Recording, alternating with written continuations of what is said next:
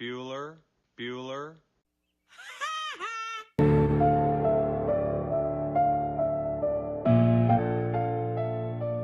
We in the dojo, ain't no days off.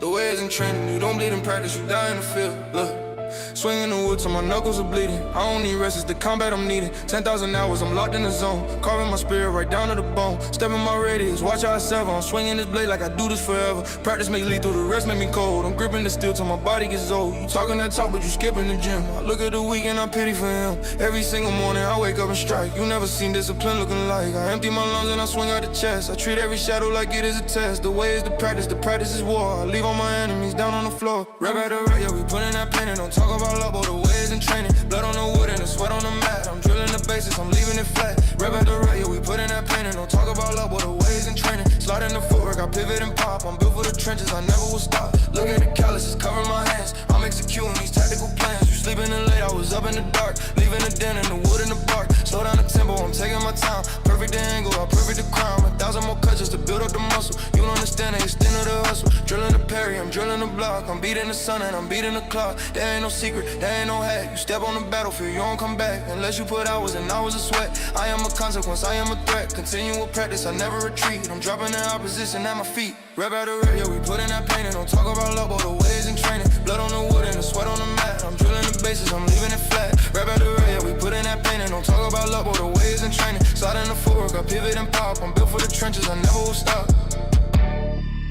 No days off, no excuses. You skip a day, you slip away. Strike 1,000 times before the sun is up. My mind is heavy, but my blade is light. Drill it again. Yeah. Aggressive approach when I step in the ring. I swing with the force that a hurricane bring. Master the form till the form is a ghost. I'm doing the most when you're doing the least. I turn myself into tactical beast. The ways and training is session my brain. I'm walking through fire, I'm walking through rain. Ain't no arrival, it's only the grind. I'm leaving the rest of the rookies behind. Rap out the rap, yeah, we put in that pain and don't talk about luck, but the ways and training. Blood on the wood and the sweat on the mat. I'm drilling the bases, I'm leaving it flat. Rap out the rap, yeah, we put in that pain and don't talk about luck, but the ways and training. Slide in the footwork, I pivot and pop. I'm built for the trenches, I never will stop. Keep swinging, keep drilling. The ways of practice. Yeah.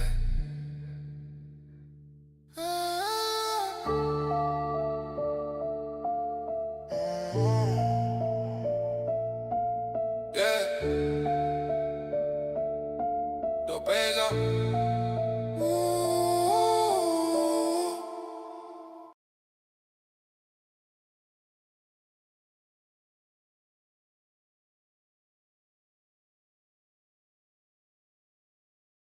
A SWAT standoff in the Phoenix area was interrupted by something very unexpected when a Doordash delivery robot rolled up, stood its ground, and had to be removed. Jeremy Roth shows us what happened. A police SWAT situation in Arizona took a strange turn when a Doordash delivery robot rolled right into the middle of the operation and reportedly refused to leave. KPNX reports the robot, named Dot, refused commands to scram by Chandler officers dealing with a weapons-related incident and had to be removed by a technician from Doordash. Now look, seeing robots at situations like these isn't exactly uncommon. Law enforcement agencies regularly depend on remotely operated machines to do the dangerous dirty work in standoffs and other tense scenarios. The difference is those machines are usually invited, whereas unless someone on the SWAT team ordered a pizza, Dot the bot was not. Well, is it possible that the person who had the hostage situation, that they were hungry as well? I mean, I'm just saying, right? I don't think it's the SWAT teams who ordered the pizza or whatever it is that it was delivering. I think that they were like, you know what, let me DoorDash this food because we're going to be here for a while. And the Dot showed up and it says, I have a job to do. I know you guys are in your little SWAT standoff and stuff like that, but I have a job to do. I'm going to be way more dependable than the humans, and I'm going to get this order delivered. So rain, sleet, or snow, SWAT situation or not, I'm going to get my order delivered. So police officers, you guys go and figure it out. But so I guess the ultimate question was, did the DoorDash dot actually get the order delivered or not? Or is the person still waiting for their order? And does that mean if the order wasn't delivered, that the dot got a negative review?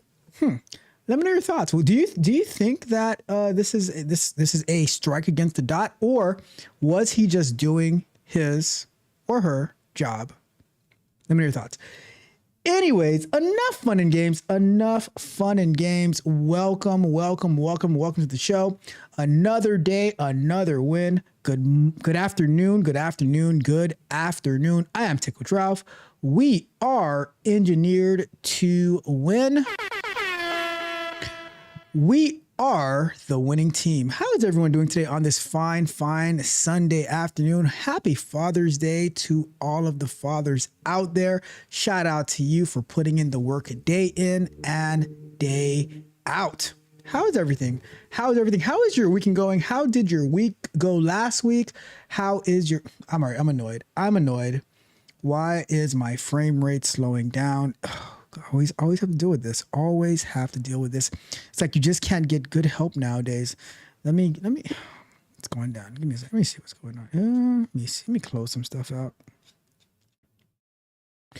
Let's see. There's no reason for this.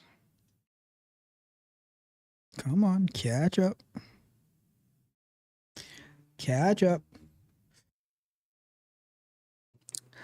I'm not sure why it does this. I have to figure this out. Why at the very beginning of the show it likes to slow down. I thought we had fixed this before. We're gonna have to do some fine tuning again so we can get this stuff not happening.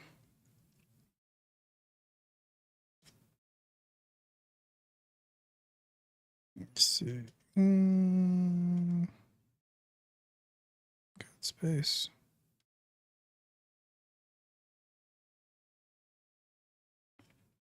I have no idea why it does this. All right, we should be good now. We should be good. Anyways, another day, another win. How's everyone doing out there today? Hopefully you're having an amazing Father's Day. If you are a father, hopefully you heard from your kids and your wife and everyone in your family. If you are a mother or a child, I hope that you wished your father or your husband a happy Father's Day, all of that good stuff. All right. So today we're going to be reviewing Pepsi launching driverless autonomous trucks for their deliveries in a tri-state area.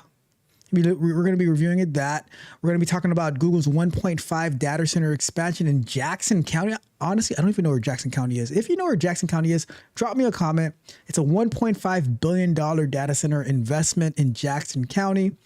Curious to see what the residents are going to say about that, what Google's saying about that. And we are not going to be working on the Speak Precisely app today because I'm going to give my Q engineer some time to do some testing on it.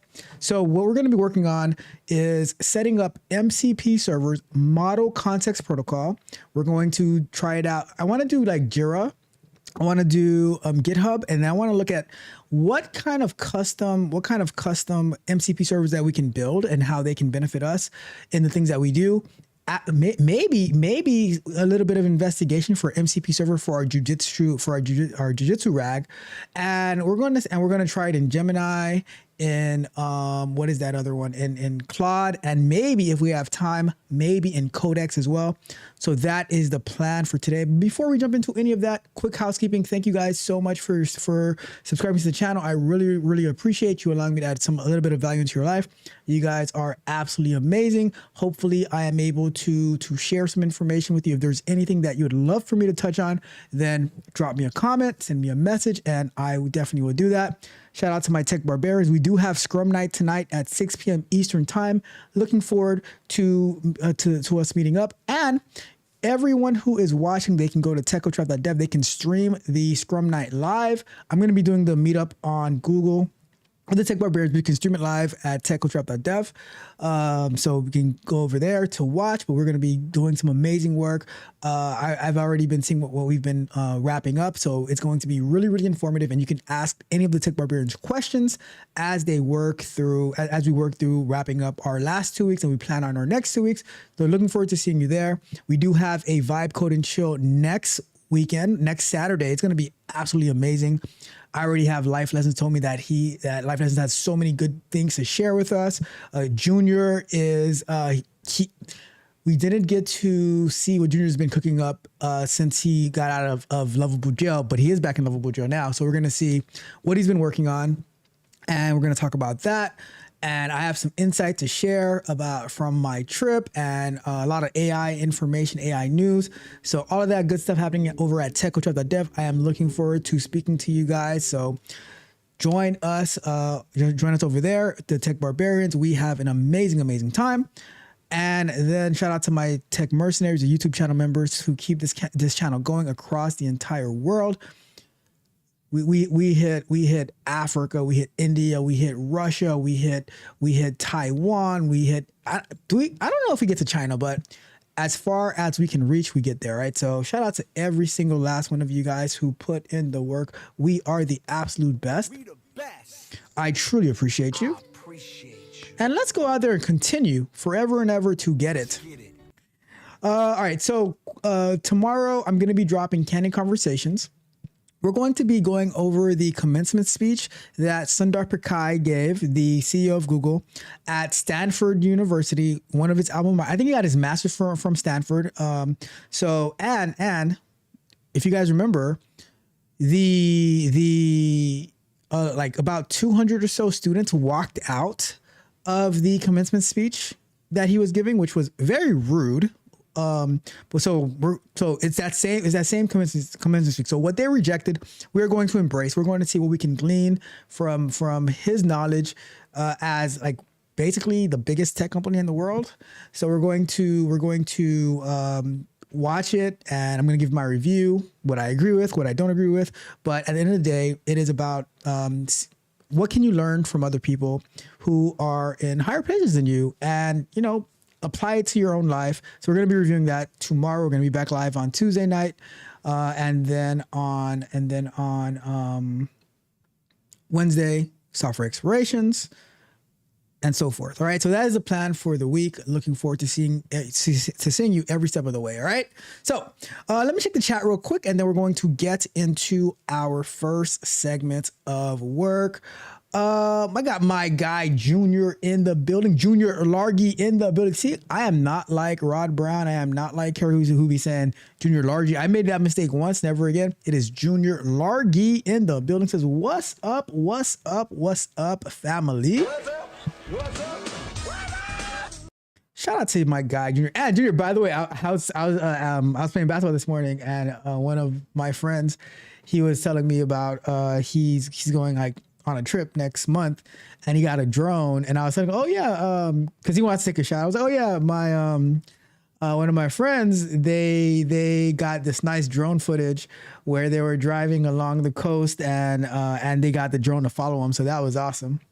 But to be honest with you, he's probably gonna lose the drone, because I'm just saying, the same way that when I first tried a drone, not paying attention, I just almost lost it that first day. He's going to a foreign country, trying to fly a drone, is probably gonna lose it. Shout out to my guy though. Shout out to my guy. He's probably gonna lose it, but I'm just being honest. I'm just being honest. Junior says robots are taking over. I'm telling you, hey, look. Criminals got to get their food too. All right, criminals got to get their food too. He was like, you know what? Because you remember back in the days during a hostage situation when we're watching movies, it's like, I want 30 pizzas, and I want this and I want that. Well, he's like, I'm probably not gonna get the police to give me the pizza. Let me just Doordash it. And do you want a human to deliver it, or do you want the robot? I'll take the robot. And the robot just shows up. It's like, hey, I got this delivery, and it's like, we're kind of in the middle of something. Like, look, I get it, but I got this delivery to make. And then, can you believe this? Can you believe this? The police kidnapped the robot. They literally kidnapped the robot. They put him on the back of a truck and they hauled him up out of there. It's like, oh, you can't be here. It's like, but I have a job to do. It's like the robot was like, I am like like USPS, but better. The mail will get delivered. My food will get delivered. Rain, sleet, snow, or police standoff. All right. So I feel for the little robot. I feel for the little robot. Life lessons in the building. What up, everyone? What's up to you, life lessons?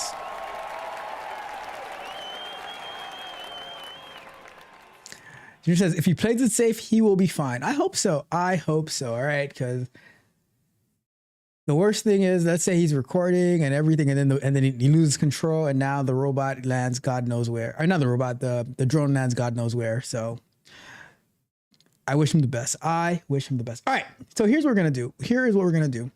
We are going to jump into, setting up this MCP server, or not an MCP server, but we're going to connect our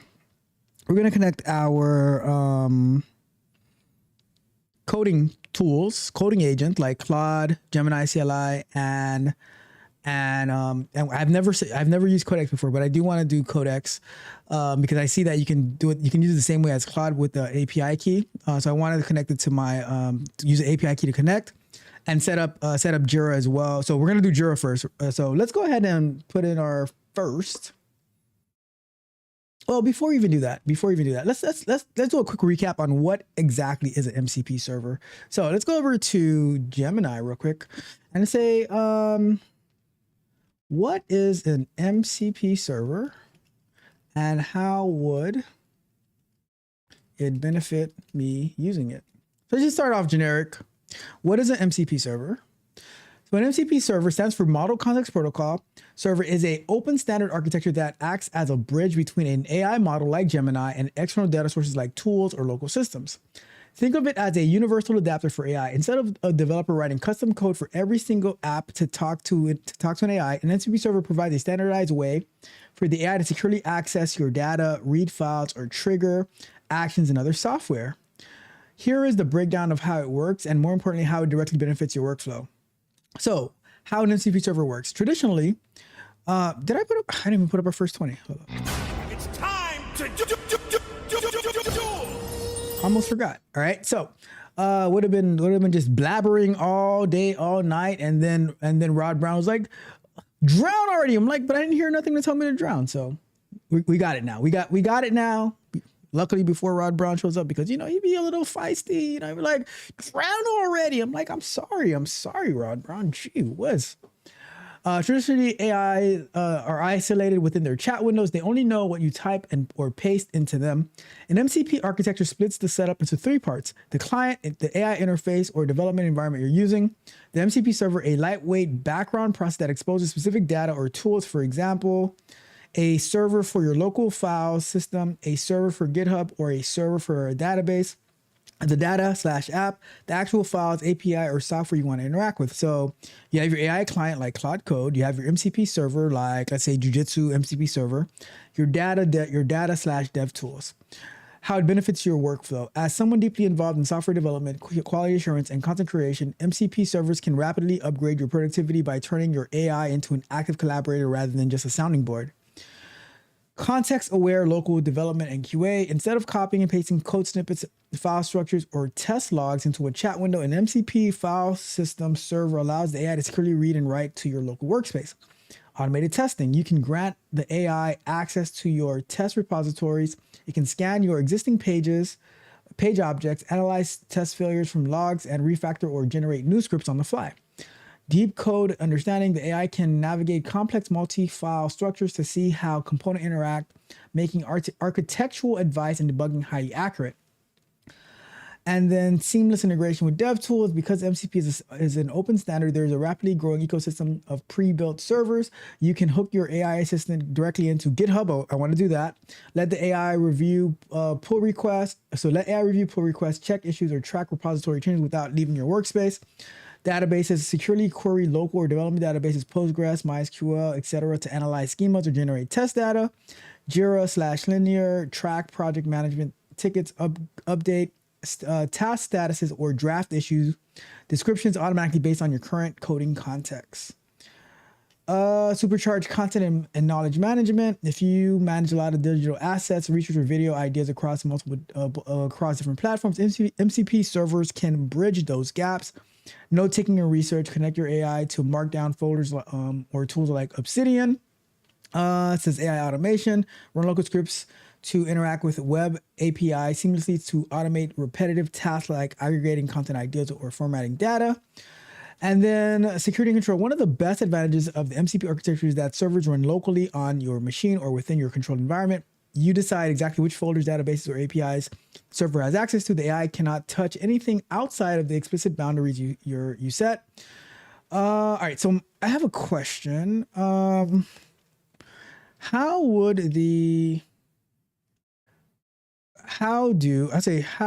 the MCP servers and a RAG database differ from each other? I just want to know the difference between the two.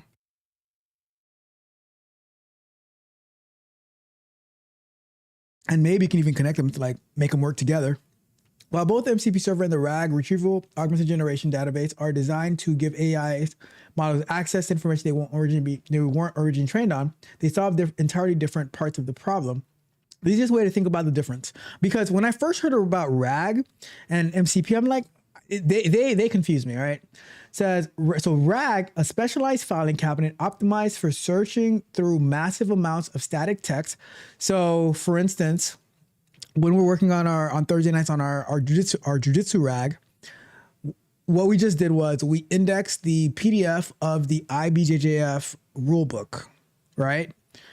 So think about that as a filing cabinet, vector database, where it can search through a lot of information and it uses math to try to see, okay, what is the best match, right? So that would be the RAG. MCP is a universal power strip that lets AI plug directly into live apps, file systems, and databases to interact with them in real time. So what they quarterly do, the RAG, retrieval augmented generation, is a data retrieval technique. It takes documents like PDFs, wikis, or documentation, so markdowns, PDFs, wikis, whatever, chops them into small pieces and converts them into mathematical vectors, embeddings, stored in a vector database. That's what I just said, right? How it works. When you ask a question, the system looks for semantically similar text in the database, pulls those raw snippets, and pastes them into hidden prompts behind the scenes so that AI can read and answer your question accurately. So the main use case, searching through large unstructured knowledge bases, such as search across 500 pages of our company HR policy manual. Now, the MCP, the Model Context Protocol, open standard protocol created by Anthropic. Oh, I didn't know Anthropic created the MCP server. So that's interesting.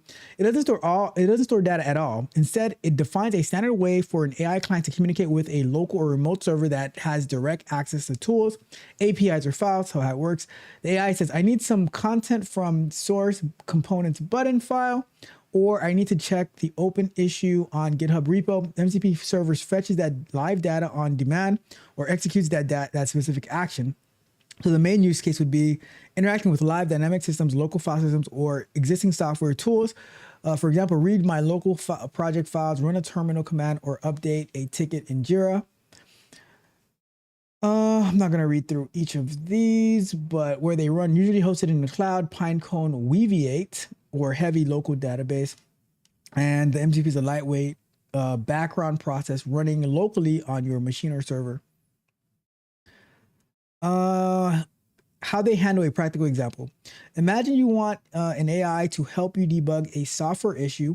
Using RAG, the AI can search a vector database containing all archived documentation for a framework you're using. It will find text snippets explaining how the framework error handling, but it has no idea what your actual project file. Okay.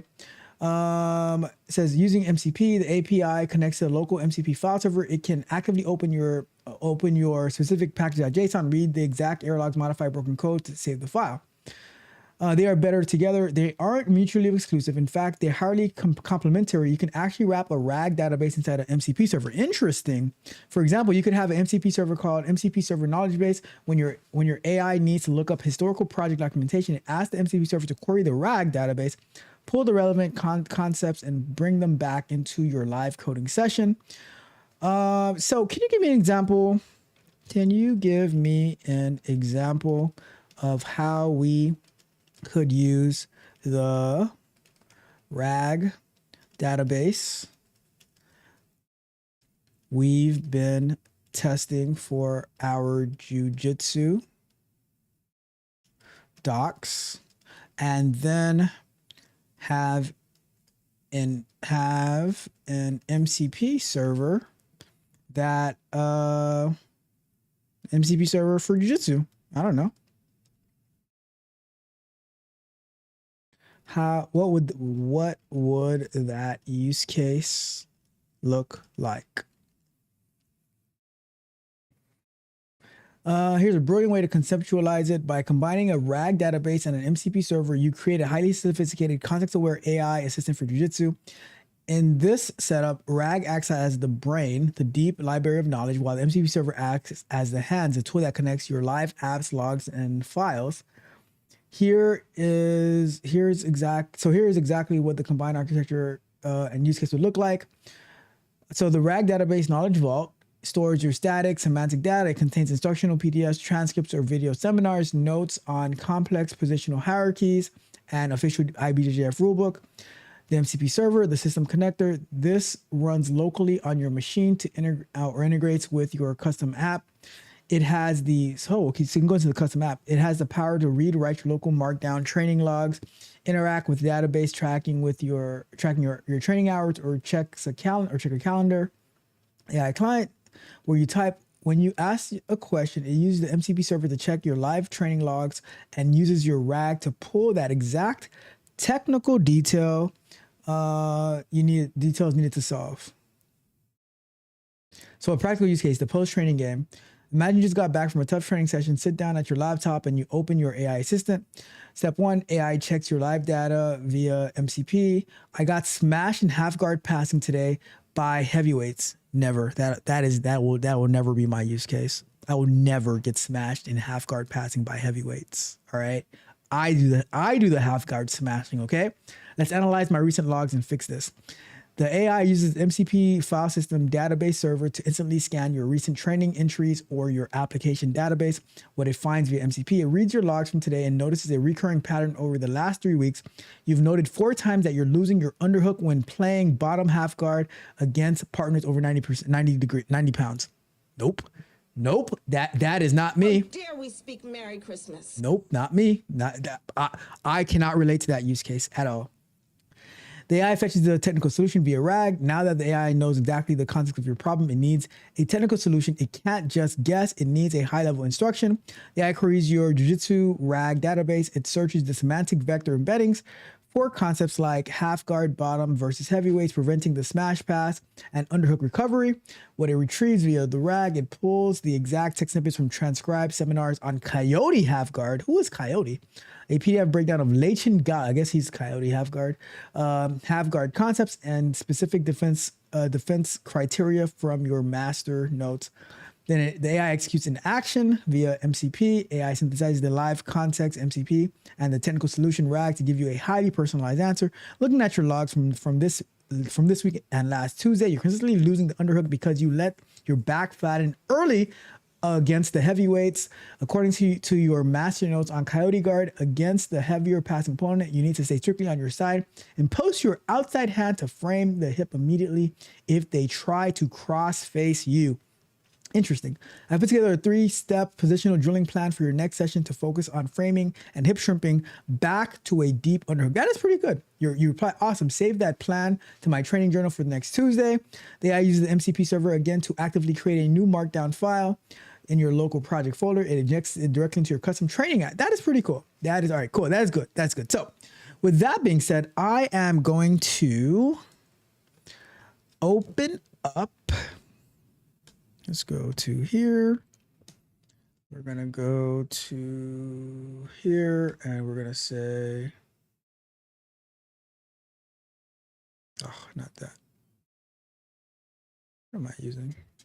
Wait a second. Let's do this one.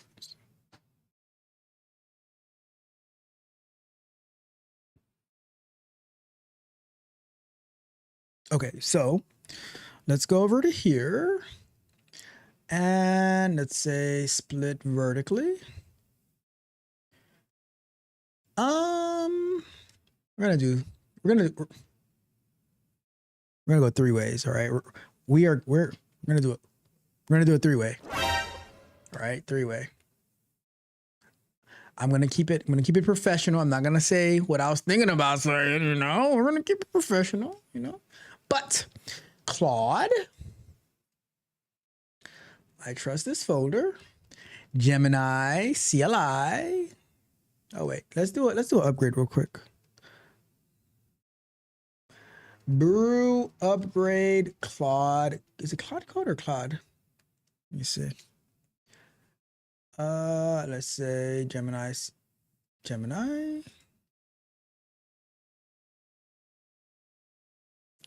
And oh, I have to authenticate. Yes, let's authenticate. I got a window opening up here. I do want to upgrade that as well.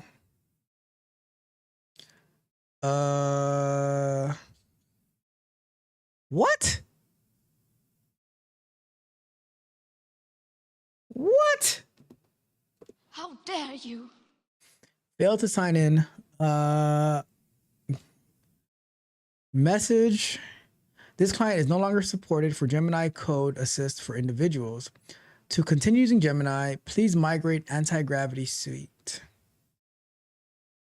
That is offensive. That is offensive.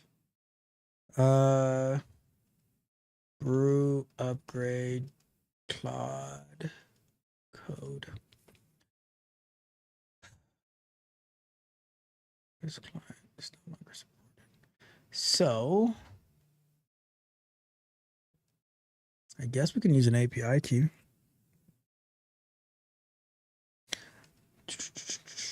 Oh, you're just gonna show my API key like that, huh? Okay, I got you. So I can find an API key somewhere. Let me see if I can find an API key somewhere.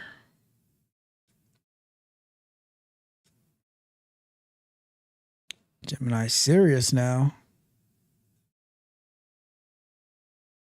It was all good, just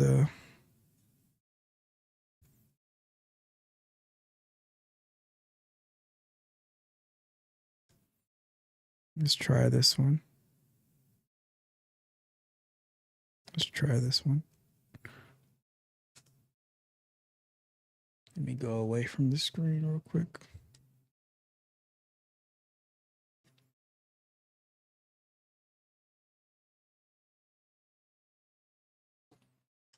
So we got Claude Code installed. We're gonna go Claude. Open. And let's say brew install Codex. See if that's gonna work.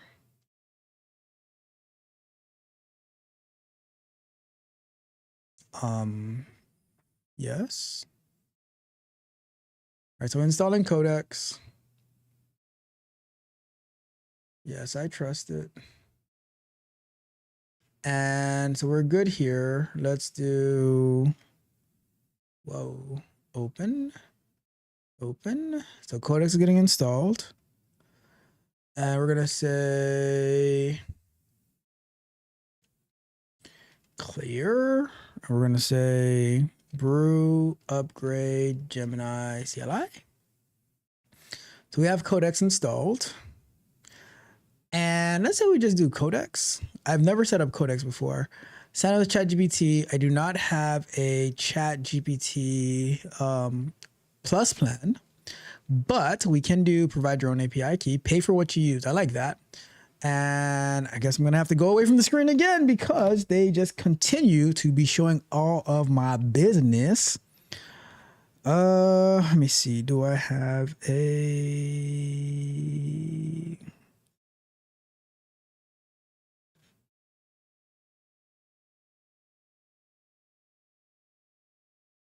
Let's go. That's a pretty long code. Let's go with this one.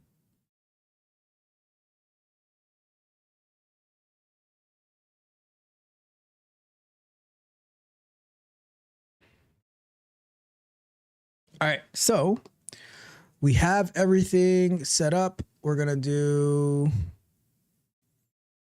Gemini. All right, we are in. And we are into Codex as well. All right, so how can I connect to the Jira MCP server?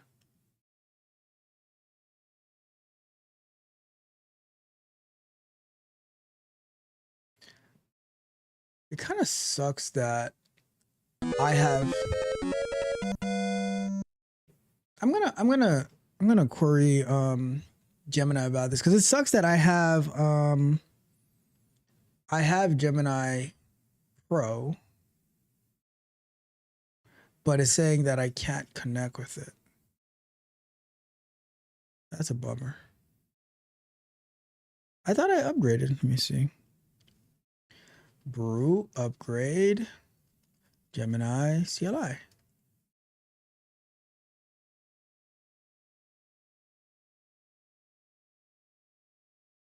Didn't you say that there's a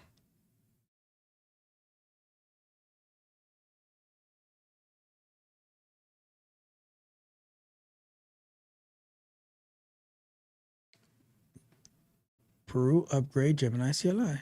That's weird.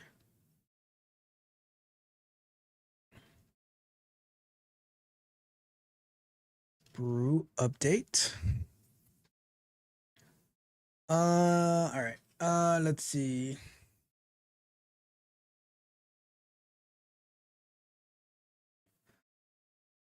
So how can I connect to the Jira MCP server? I'll get you accurate current instructions for connect for Claude code to Jira MCP.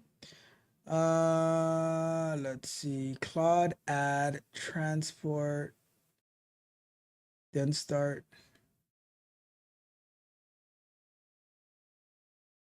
Let's copy this. I am gonna have to. I guess it's gonna work.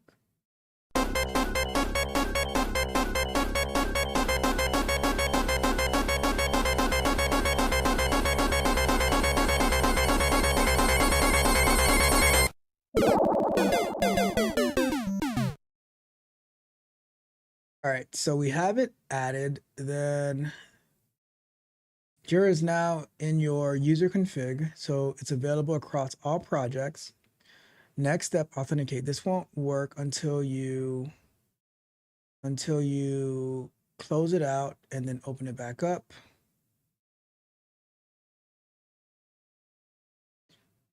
How do you authenticate it though?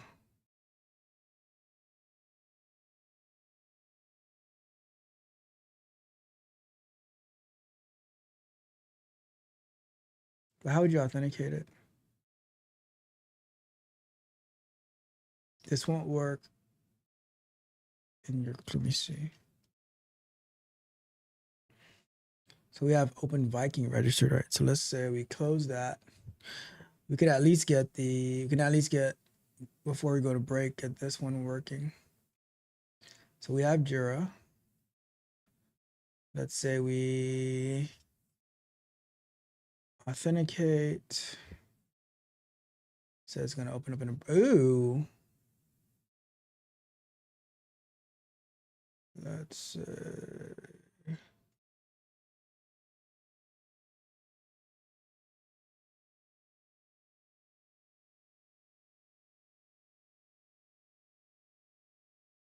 well, that doesn't look good.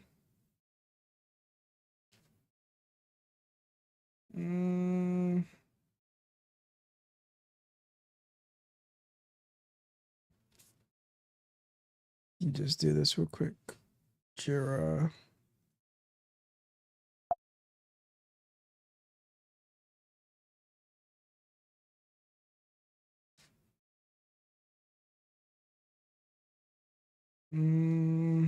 This is the URL of my Jira.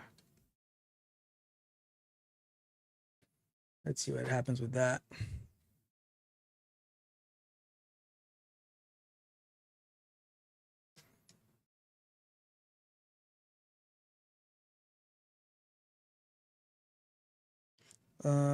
Shows that it's trying to reach here. It returns 404. Let me find your current MCP configuration list.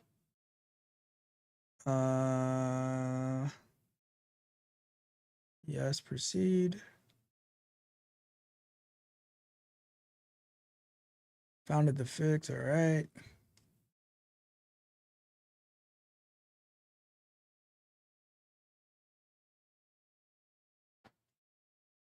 Okay.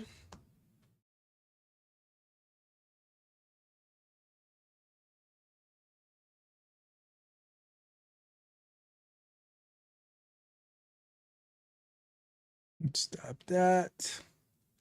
Let's connect. And we're gonna say MCP. Here, authenticate. Darn it. All right, whatever. Let's go to break.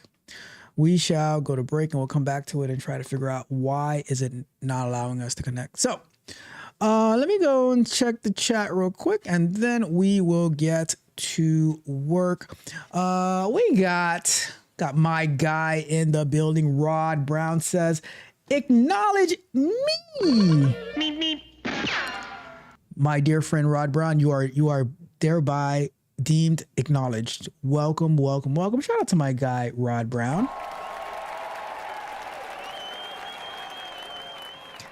Happy Father's Day and happy anniversary to my brother Rod Brown.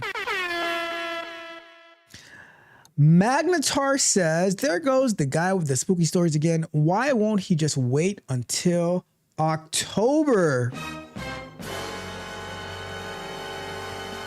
He just wants us to be scared year round. And Magnetar hits me with the Sith Coach Ralph. You don't know the power of the dark side. Shout out to my guy Magnetar. Jail time. I'm a prisoner of the Lord Jesus Christ. Shout out to my guy Junior Largy, not Largy, like Rod Brown says every now and then wrongly.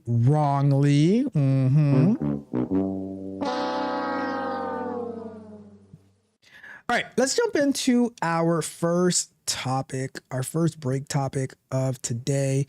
It is about Google. You know how people hate these data centers? These data centers are not loyal. They're doing a $1.5 billion data center expansion in Jackson County. I'm not sure where Jackson County is yet, but we are definitely going to find out right now. Google announcing a major investment in Jackson County this morning. The tech giant announced it will invest $1.5 billion to expand its data center in Jackson County over the next 2 years. The data center is in Bridgeport, on the site of the TVA's former Widows Creek coal plant. And according to Google officials, the investment will help increase infrastructure capacity, support community education programs, and create thousands of construction and clean energy jobs across the region. Google opened the data center back in 2018 as a driver for internet traffic, part of a network that keeps the Google search engine and company products such as Gmail and YouTube up and running. Fox 54 spoke with Jackson County leaders about what today's investment means to the community. Everywhere I go, I say, we got Google in our backyard. I mean, that means a lot because Chattanooga ain't got it. I mean, Scottsboro ain't got it.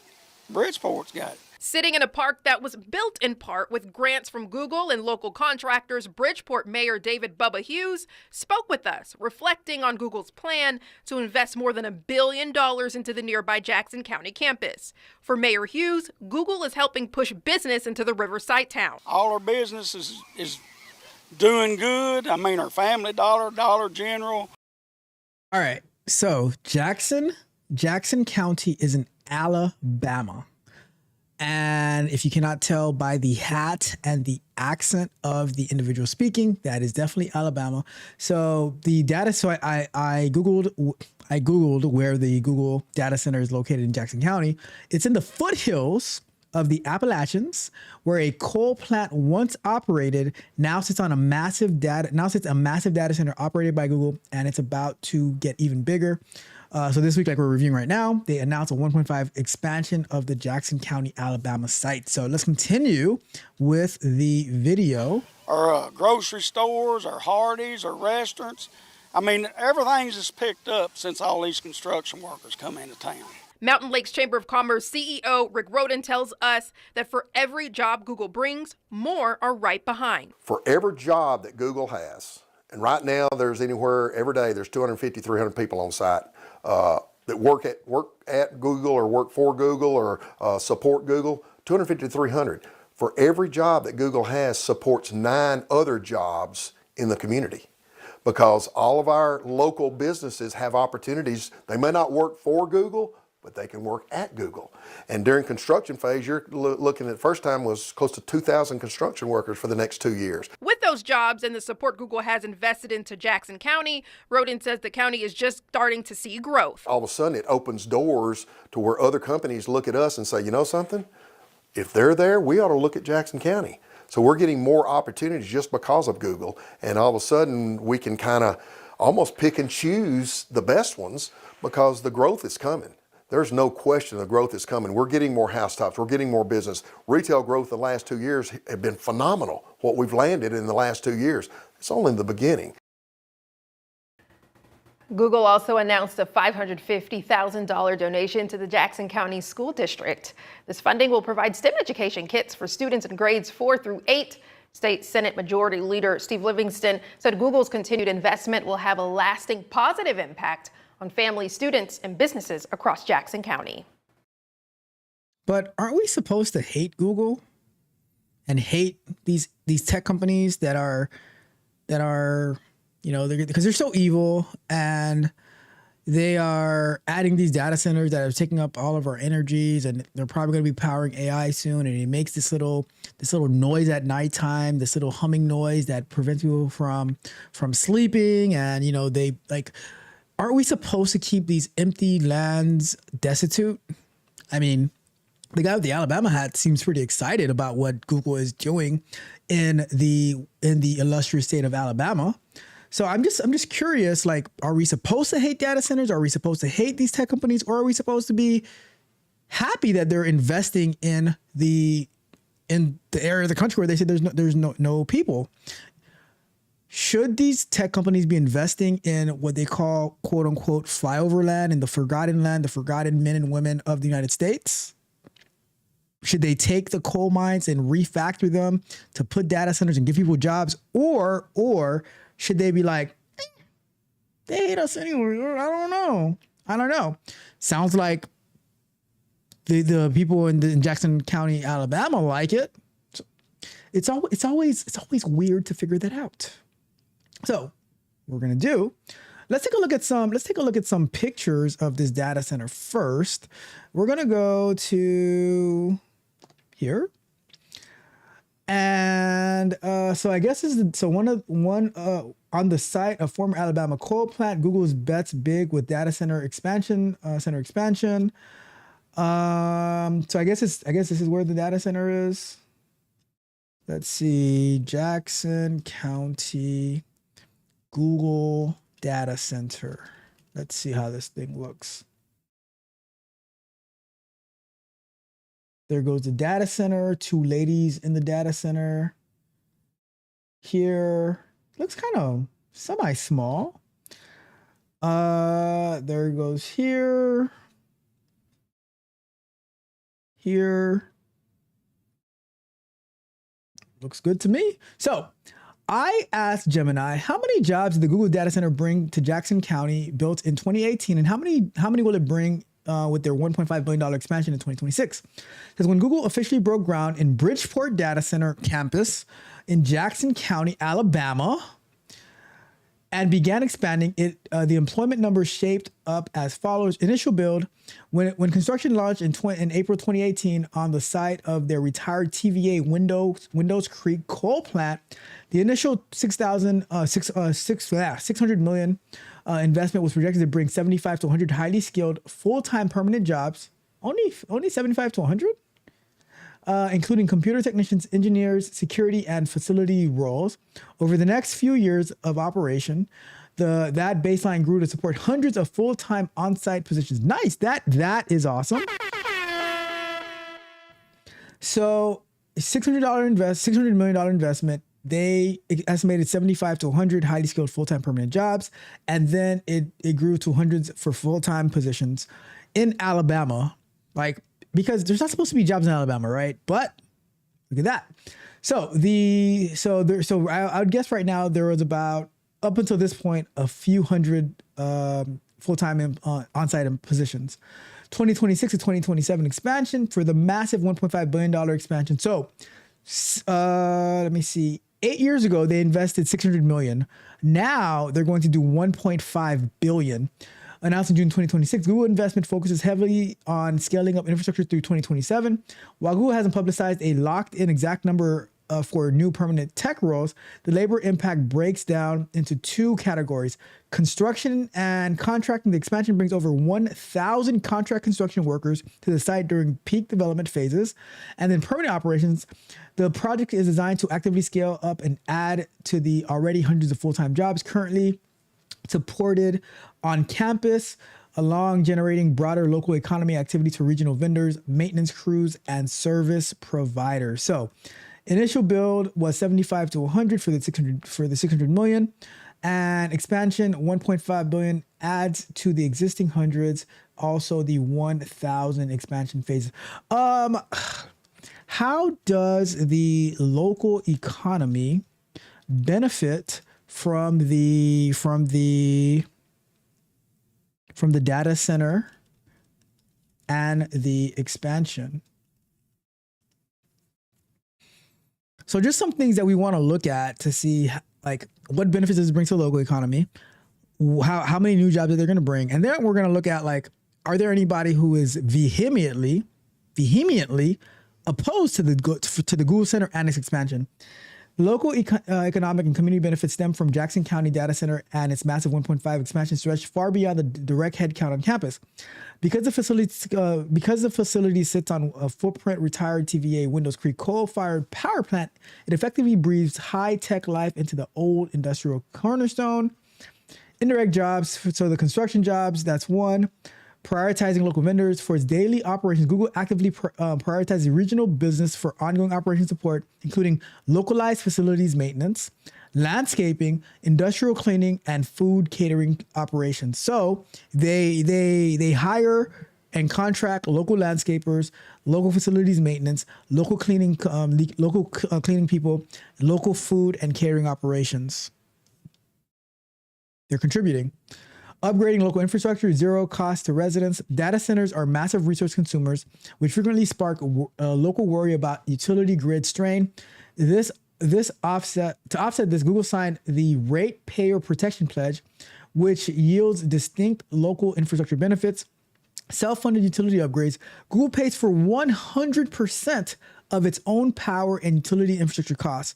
The upgrades needed to route heavy power to the site are paid for by the tech giant, not the local taxpayers. Grid support during peak hours. The data center acts as a flexible partner to the TVA during extreme weather events or local peak demand hours. The data center can trigger demand response protocols, throttling down its own power usage to ensure local community residents' power grid remain perfectly stable. That is awesome. I'm going to give Google, as much as they hate Google, I'm going to give them a round of applause.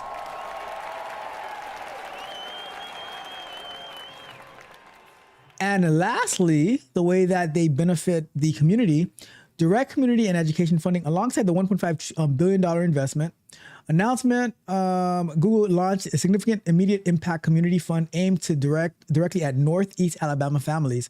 $2 million energy impact fund, partnering with TVA and the Community Action Agency of Northeast Alabama. Google established this fund to directly pay for home weatherization and energy efficiency upgrades for local schools and lower income households. This directly lowers monthly electricity bills for the residents living closest to the site. $550,000 STEM education initiative. Google committed over $500,000 to the Jackson County School District to supply advanced STEM kits for students in grades 4 through 8 over the next 5 years. That's the Google that you guys hate. That is the Google that you guys love to hate. This builds on their existing local sponsorship for regional youth robotics events, the Kevin Dukes Career and Innovation Academy, and digital skills training programs designed to build high-tech pipelines for local graduates. Environmental stewardship, partnership with Nature Conservancy. I'm going to leave that for the tree huggers. I'm not going to jump into that one. The big picture, by anchoring itself shuttered coal, the campus stabilizes the local tax base, injects immediate cash into local small business with massive construction workforce. All right, cool. So, is there any opposition to the existing data center and to the existing data center and to the expansion? Do local residents have any complaints about it being there? What is the whining? What is most of the whining and complaining about from locals and whoever else? Because I know a lot of people cry about data centers in their neighborhood. I'm just curious. I'm just being honest. I want to know. You hit the nail on the head. Across the country, mega data centers have been triggering serious local pushback, and Alabama is no exception. While the Jackson County campus hasn't seen the explosive shutdown level protests happening elsewhere, partly because it was built on an already industrial defunct power plant, there is a distinct undercurrent of friction. The standard list of whines, cries, and legitimate, now Google Gemini is just being nice, calling it legitimate complaints from locals regarding data centers generally boil down to the few major pain points: the secret handshake, NDAs, and transparency. I'm not going to read every single thing of it, but the power and water guzzling and your electric bill, and the industrial hum, noise pollution. Where are the actual jobs? As you notice from the numbers, 1.5 billion expansion sounds like it should employ half of the country. But the reality is that once the construction crews leave, it only takes a couple of hundred people to keep the lights on. Critics point out local governments hand out massive multi-million dollar property tax abatement to billionaires only to get relatively small numbers of permanent local jobs in return. Jackson County is quieter than most. While local skepticism exists in Jackson County, and a statewide poll showed Alabamians split down the middle on whether data centers are actually good for the state, the Bridgeport site has a built-in advantage. It replaced a coal plant. So basically, the Jackson County Google data center does not have that much pushback because they reuse an existing energy plant to put their data center on, and now they can expand. But the other ones, especially if it's related to AI, they are severely unhappy. They're always like, do not come. We don't need your data centers all up in our business. However, please allow us to use the bot on Amazon to help our shopping. All right, so let us have our filters, but do not put a data center in our backyards. All right, so that is the sentiment of the people. Let me know your thoughts. What do you think about Google expanding? Are you pro or against data centers? Are you for data centers or are you against data centers? Do you think it is a good thing that Google is expanding their Jackson County data center? And if you live in Jackson County, please drop me a comment. Let me know your thoughts about this expansion. Are you for it? Are you against it? Is it annoying? Have you ever been to it? Let me know your thoughts. I am curious to hear from you. Drop me a comment below.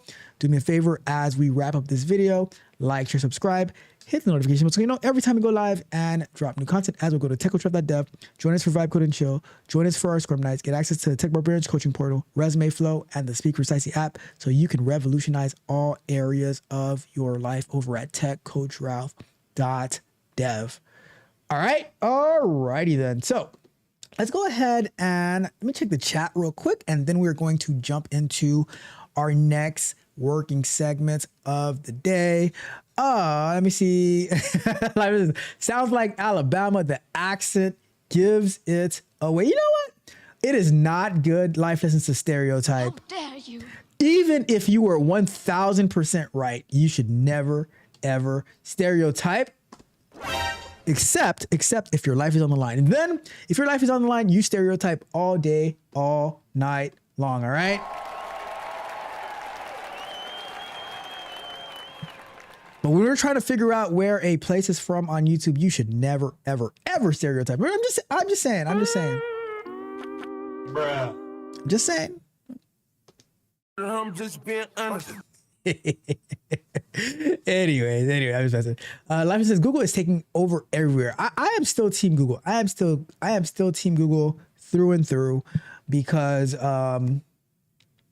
although they just kind of messed up my whole Gemini stuff, but I'll give them grace.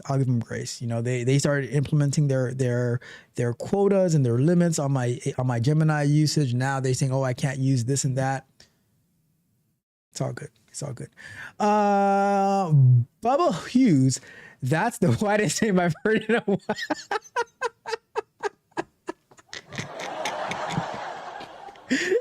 Judy, you are so wrong. You know what? You get one of these. You get one of these. How dare we speak Merry Christmas? That was wrong. No matter how true it is, that was wrong. All right. So we do not condone. Junior speaks for himself on this channel. We do not condone that type. You are 1000% right, but I would never say something like that. I might agree with you, Junior, but I would never, ever, ever say something like that. Oh my goodness gracious. It says, Life Lesson says, fun fact, Google opened their second HQ in Durham, North Carolina a few years ago. So are you guys noticing the trend, right? They are leaving these like California, Silicon Valley, and they are opening up in let's say less restrictive states. North Carolina, they're a lot less restrictive than a California than a New York, right? So you see a lot of companies, they're going to Texas, they're going to Tennessee, to Nashville in particular, and try XAI, they opened up a data center in Memphis, you know, so keep that in mind. It says, Junior says, yes, right. Like we don't have stereotyping lessons on the Millionaire Morning Show. What? We do? I don't know. I'm just saying. All right. Anyways, enough fun and games with you guys. You guys are so silly. Honest, but silly. A lot of times the most honest things are the most silliest things. All right. It's the truth. It is the truth.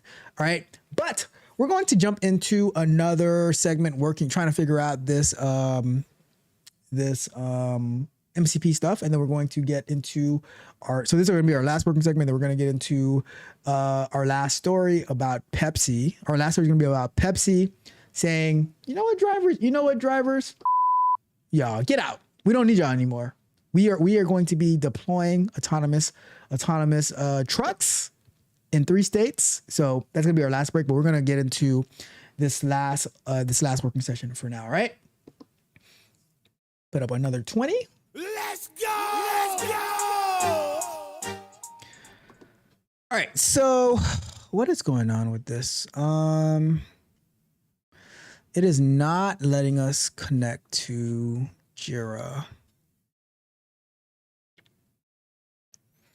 I am going to, all right, so, let's say,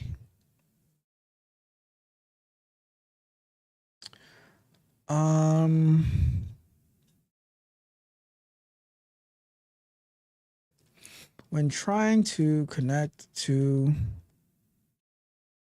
the Jira MCP server, I keep getting an error. I'm not sure if I'm using the right. All right, let's say what is the MCP server URL we should use to connect to Jira? And I wonder if what do you call them? If Trello has an MCP server. I'll check the QA skills since it has Jira integration. It may document the expected MCP server. We didn't use MCP for that. So let's try on this one. And let's say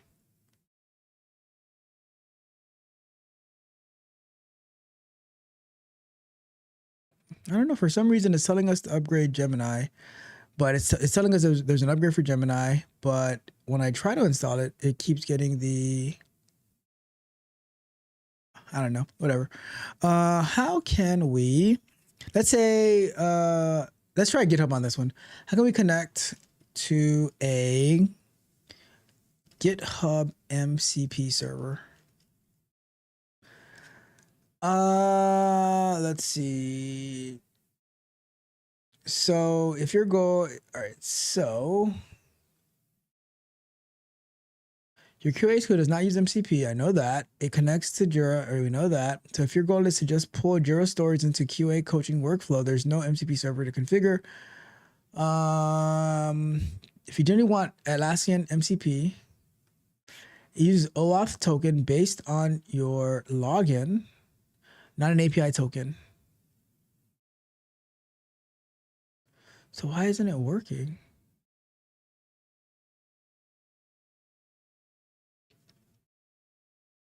Let's try it again. Oh, wait a second. Wait a second. Let me do, nope. Let's try this.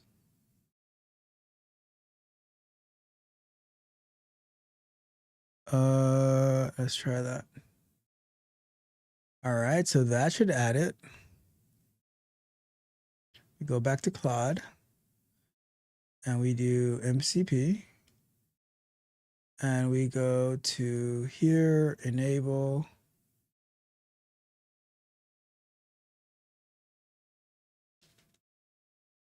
MCP, Jira, authenticate. It's not opening up a window. Unrecognized token. All right, let's check the GitHub one. And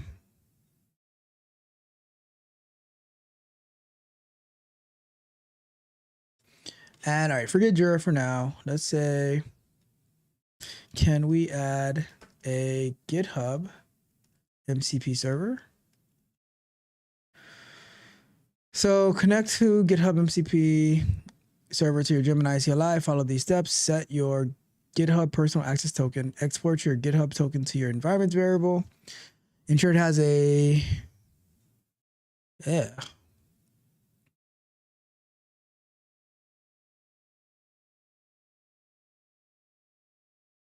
Isn't there an easier way to do this?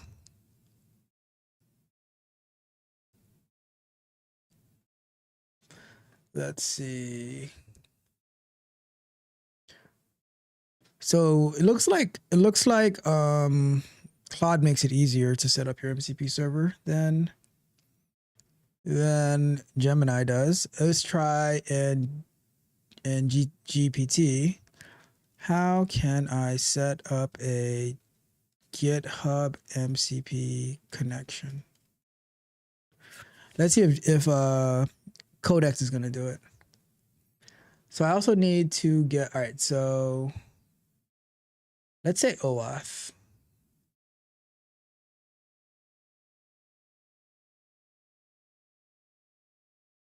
I would like to do OAuth with, I'd like to do OAuth with Gemini as well. Let's say here. Assuming you mean Codex with GitHub MCP, the simplest setup is GitHub hosted MCP server.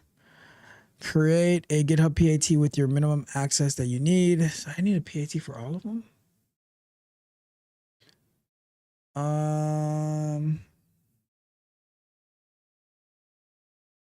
Okay, let's try that again. Let's do that. Trust the folder, MCP. Let's do GitHub. Allow.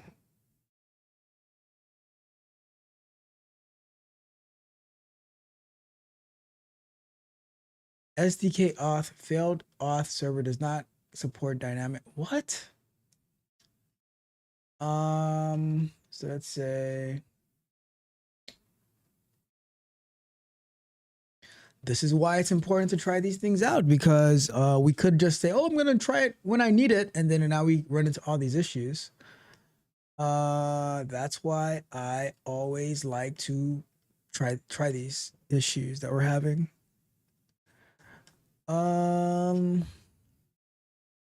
Why am I getting this error when trying to authenticate with GitHub?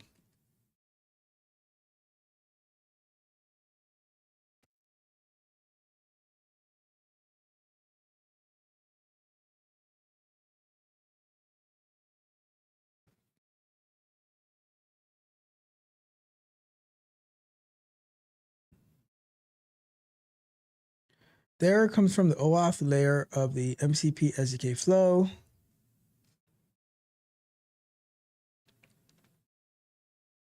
Tries to register itself automatically using dynamic client registration. Expects the auth server to hand out client. GitHub's OAuth server does not support DCR. GitHub requires you to register an OAuth app or GitHub app ahead of time and use the fixed credentials it gives you. When the SDK probes GitHub's authorization server and finds the registration endpoint, it bails. All right, so if we configure this so I guess all of them want us to configure it manually. Fair enough. Let's copy this. And we are going to, might have some data that I want to share. Let me go over here real quick.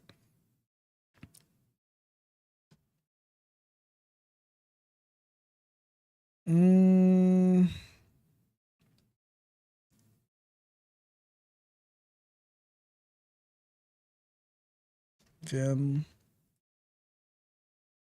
Claude settings.json.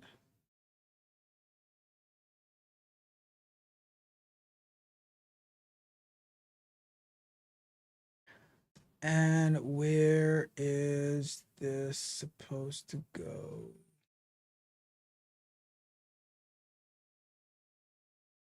Let me see how this is supposed to look.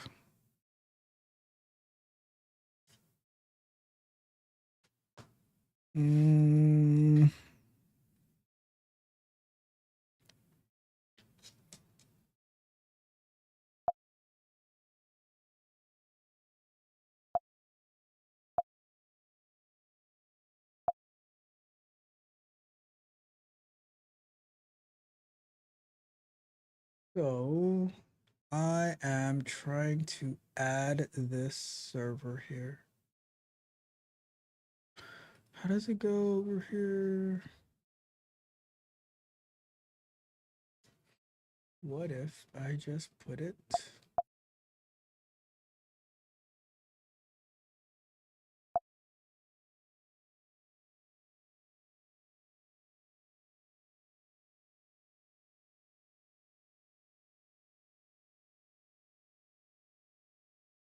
Now I need a GitHub token.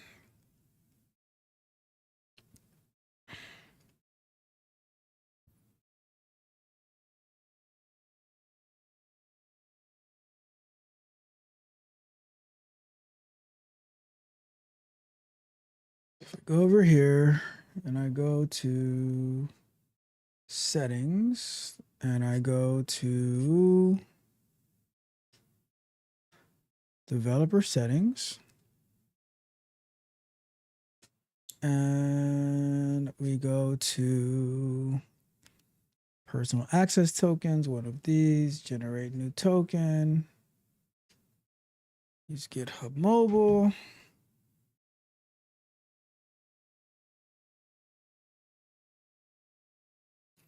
Validate the message.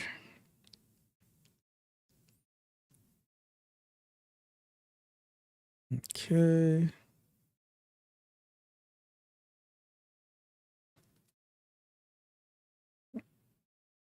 All right, now we're gonna say MCP server access. And I'm gonna say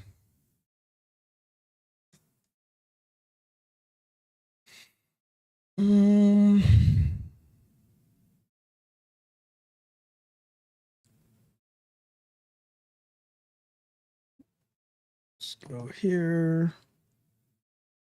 Let's do here.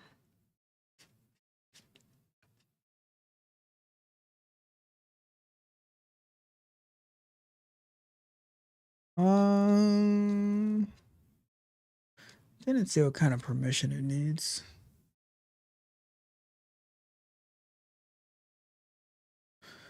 I guess I should be good. I guess repo should be good. So now I'm gonna do generate token. Got the key.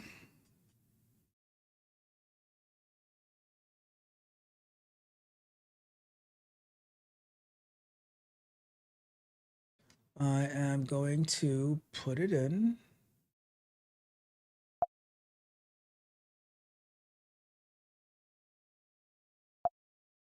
Choose. So now I'm in the terminal. I'm putting in the key for, oh my God, for the personal access token. WQ. All right, I'm out of that now. So it's in Claude.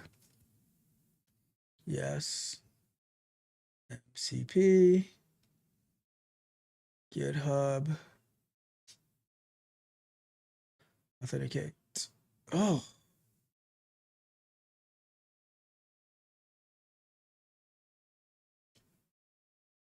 I put it in there. I put the PAT in the settings in the settings.json file. Oh, you know what? I don't know what it might be. It might not be. Oh, you know what? It might be able to fix it.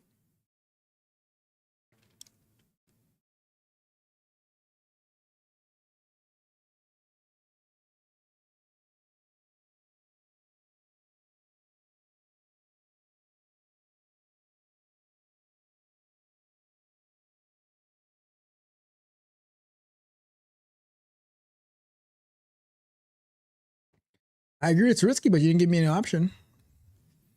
I'll do the same thing for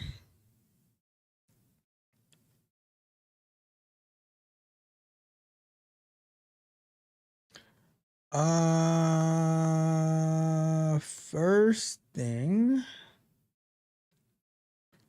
You put 2 secrets in plain text.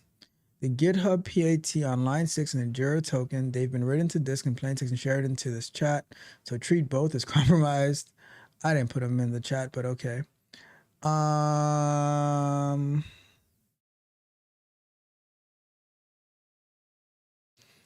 token that has been exposed to one should not be reused. We didn't do that, but okay.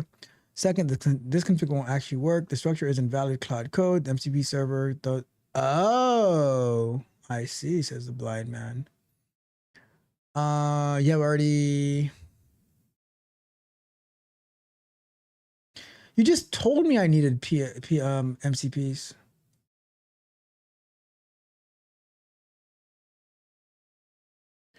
Strip both out of secrets. They're not sitting on disk, and set up GitHub plus Jira via proper OAuth authentication flows. Okay. How do you set up the authentication flows for Jira and GitHub? it's so weird because I've done it before on my work computer, but it's like they make it so complex to integrate. The good news, both MCP servers are already connected to the session. So authentication is just a matter of running their built-in OAuth flows, no tokens, no editing files. Let me load the tools so I can kick them off. Both servers, GitHub and Atlassian, are installed and just need OAuth, no PATs. Here's how the flow works. I'll start in your browser. Open your browser and approve the access. Oh, okay. Let's copy that. Or, let me see, can I copy? Oh, got it. Look at that. So this popped open over here. We're going to say approve. So why did they give me all that runaround earlier? I'm telling you, these large language models, they are not, I repeat, they are not loyal. How dare we speak Merry Christmas? All right, so that one is good. And now, so we have Atlassian. And now we have, all right, so GitHub needs manual menu. GitHub server doesn't support auto start. It doesn't allow dynamic client registration. So it has to go through Claude Code's built-in MCP menu. Select GitHub, choose authenticate, and follow the prompt. That handles the OAuth entirely inside Claude Code. But we tried that. Once you're done, the Jira URL. Once you're done with it, paste the callback here, and I'll complete it. Oh, guess we have to paste that. Jira callback.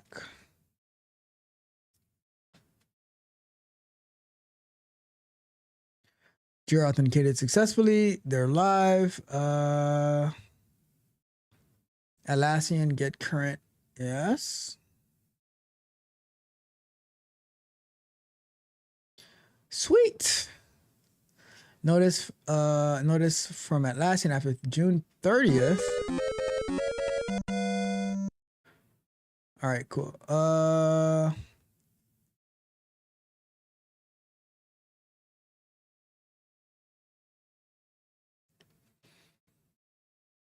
Yes, clean it out. I'm still not sure how to connect Jira though. Let's see. Can we connect to the Atlassian MCP server? Get rid of those. I'll go ahead and revoke those API tokens, sharing all of my business. Done. Revoked. I can revoke the one for we just created. And I still don't understand the one for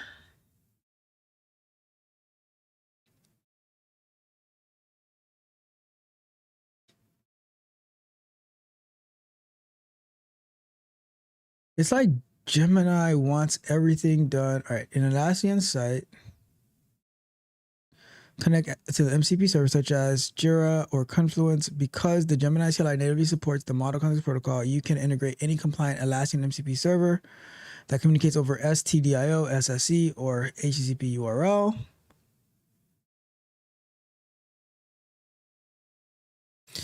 An Atlassian API token. Why does it? It's so weird.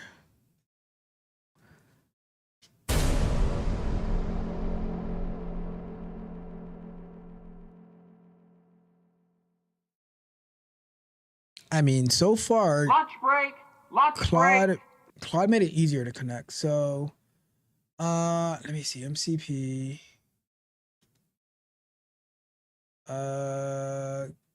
GitHub.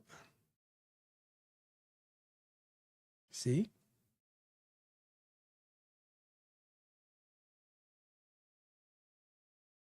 Let me try. Oh, so we have Atlassian here. So let me see. All right, let's try the Atlassian. What Jira tickets are assigned to me?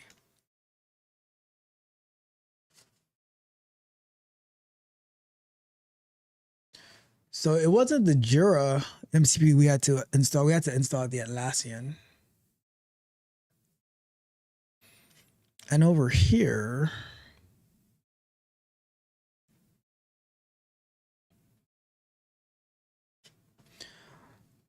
aren't we able to authenticate Jira with OAuth? Or maybe they've only done it for Claude.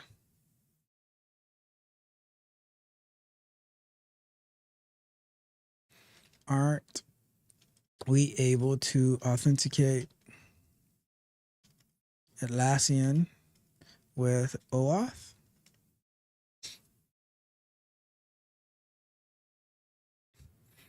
I'll check the current MCP server since OAuth support depends on both the server and the host.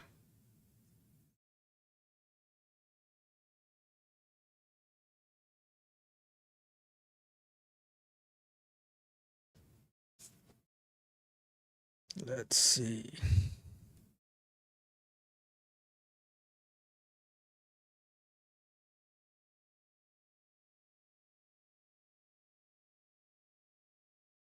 A lot of stuff happening.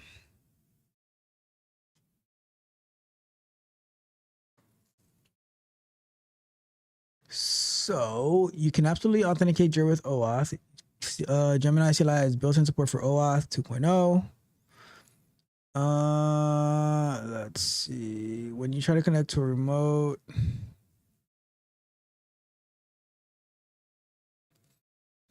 so how do you do it then?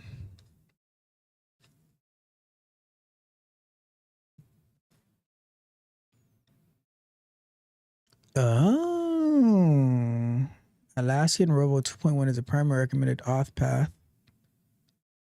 So if we, for Codex, configure Atlassian as a streamable HTTP MCP server, then run OAuth login.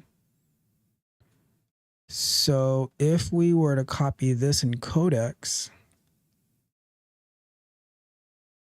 we should be able to use that. Let's say we do no MCP, no MCP server named Atlassian. So let's say we go back to Codex. How do we add the Atlassian MCP server?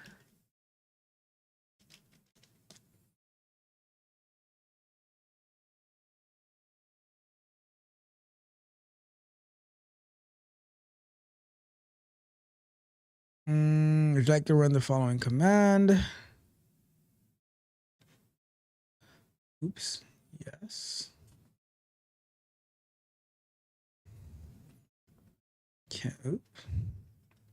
Can you check the Atlassian MCP server if there is one we can install as opposed to Jira? It was able to find what's assigned to me, so that's good. Look, so it's working on, so we are able to get to go into Claude first, so that's good. Let me see. GPT. Official Atlassian Rovo.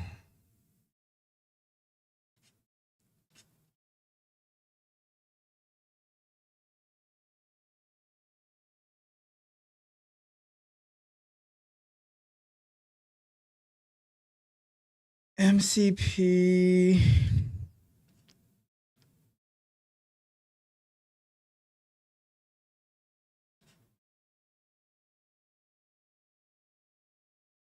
So if I do this one and I stop that, paste.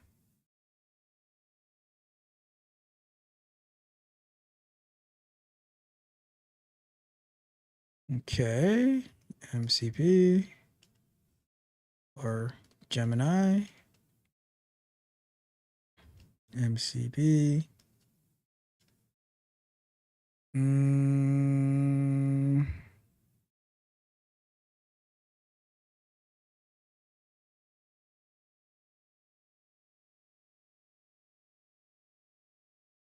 at authenticate with Atlassian.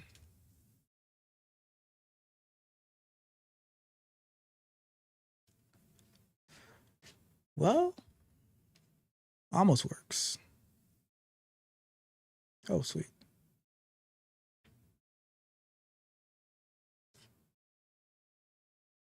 Yes.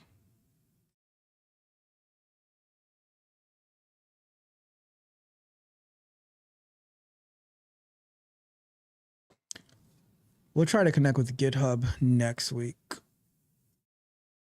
But at least we got Claude. Claude got us there first. Curious to see who's gonna get us there second.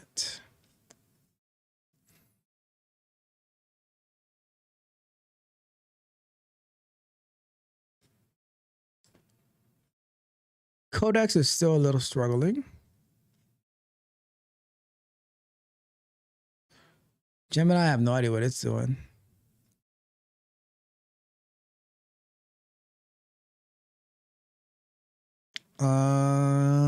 All right. So we can say, let me copy this real quick. After we see who gets there first, we will wrap that up.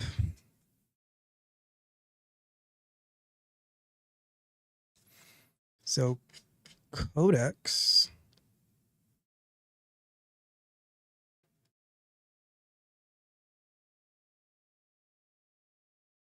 Okay. And looks like Gemini is about to lose. I'm just saying, it looks like Gemini is about to lose. Codex. How many open Jira tickets are assigned to me? And here,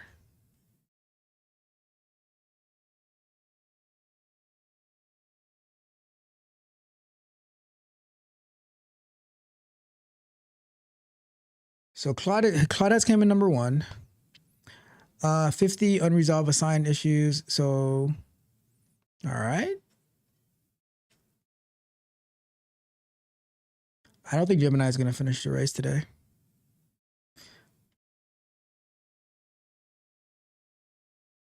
You have 51 open Jira tickets assigned to you. I counted Jira with JQL. Assigning current user resolution unresolved. And Gemini has told us. Do not come.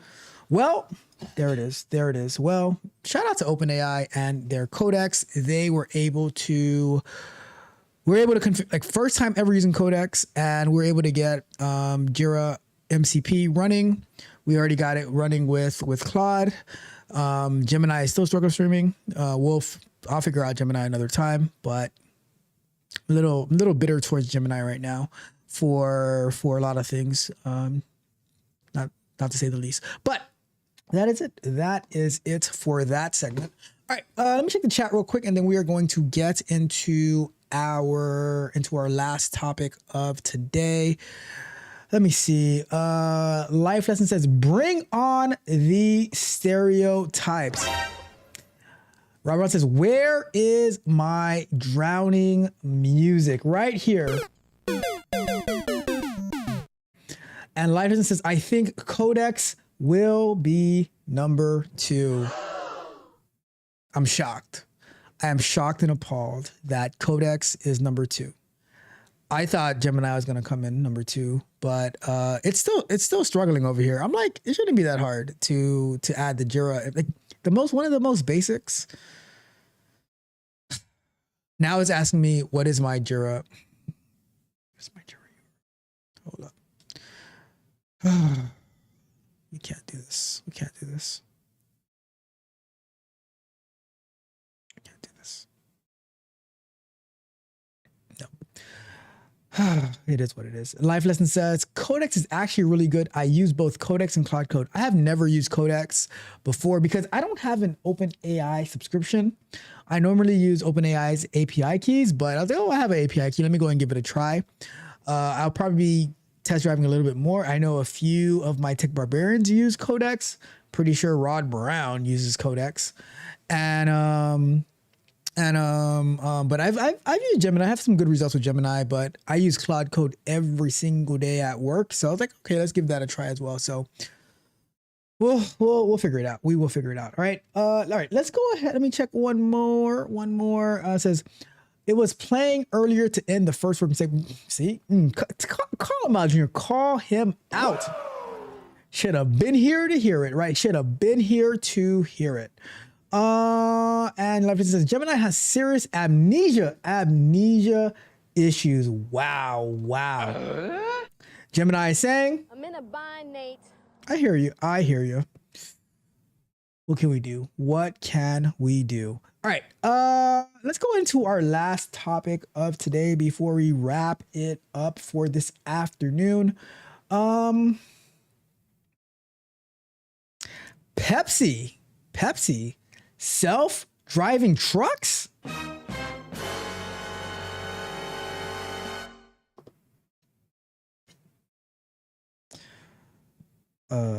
This one.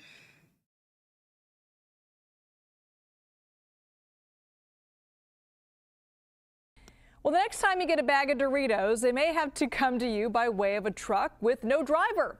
Pepsi is leaning into self-driving, launching a fleet of autonomous vehicles that will make deliveries in Texas, Arizona, and Arkansas. Esther Fung with the Wall Street Journal was the first person to report on Pepsi using these types of trucks. She's here with us live. Great to be with you. This was the largest commercial driverless freight. How did it go? Were there any issues or hiccups in the deployment? Hi, Elizabeth. Thank you for having me here. There wasn't any issues when I sat on the truck last week. At first, it felt a little freaky to see the steering wheel move on its own, but after a while, it felt like a regular ride. PepsiCo is now deploying dozens of these trucks in the 3 states that you've mentioned earlier, and they want to do more. How much more? What other states are we talking about here? They would like to do it in many more states. They wouldn't really give me any names or any numbers, but so far they've been pleased with the different routes that they already have. They say that there is more reliability and predictability from using these autonomous trucks. And damn. Remember Florida Evans? Damn. Pepsi just said, y'all drivers. They said that the robot drivers are way more reliable than y'all falling asleep on the road. Remember the Walmart driver who got into an accident with what is the actor's name again? I forgot his name, right? But remember him? Like y'all not reliable. You guys are not reliable. So we're getting y'all up and out of here. And the value of on-time pickups and on-time deliveries. And y'all late. They said, and y'all be late. Oh my God. How dare you? You see, the chickens are coming home to roost. The chickens are coming home to roost. Y'all like, oh, I'm just gonna get there when I get there. I'm gonna get there when I get there. It says, nope. Y'all late. Y'all not reliable. Oh, I got diarrhea. I can't make the stop. I had to stop at the truck stop. When they really looking up, they be hooking up with them lotless, They be at those truck stops. They're like, oh, that's why they be late. That's why those truck drivers be late. They be having their priorities messed up. Like, hey, we need you here at 4 p.m. to pick up this shipment. They show up at 7.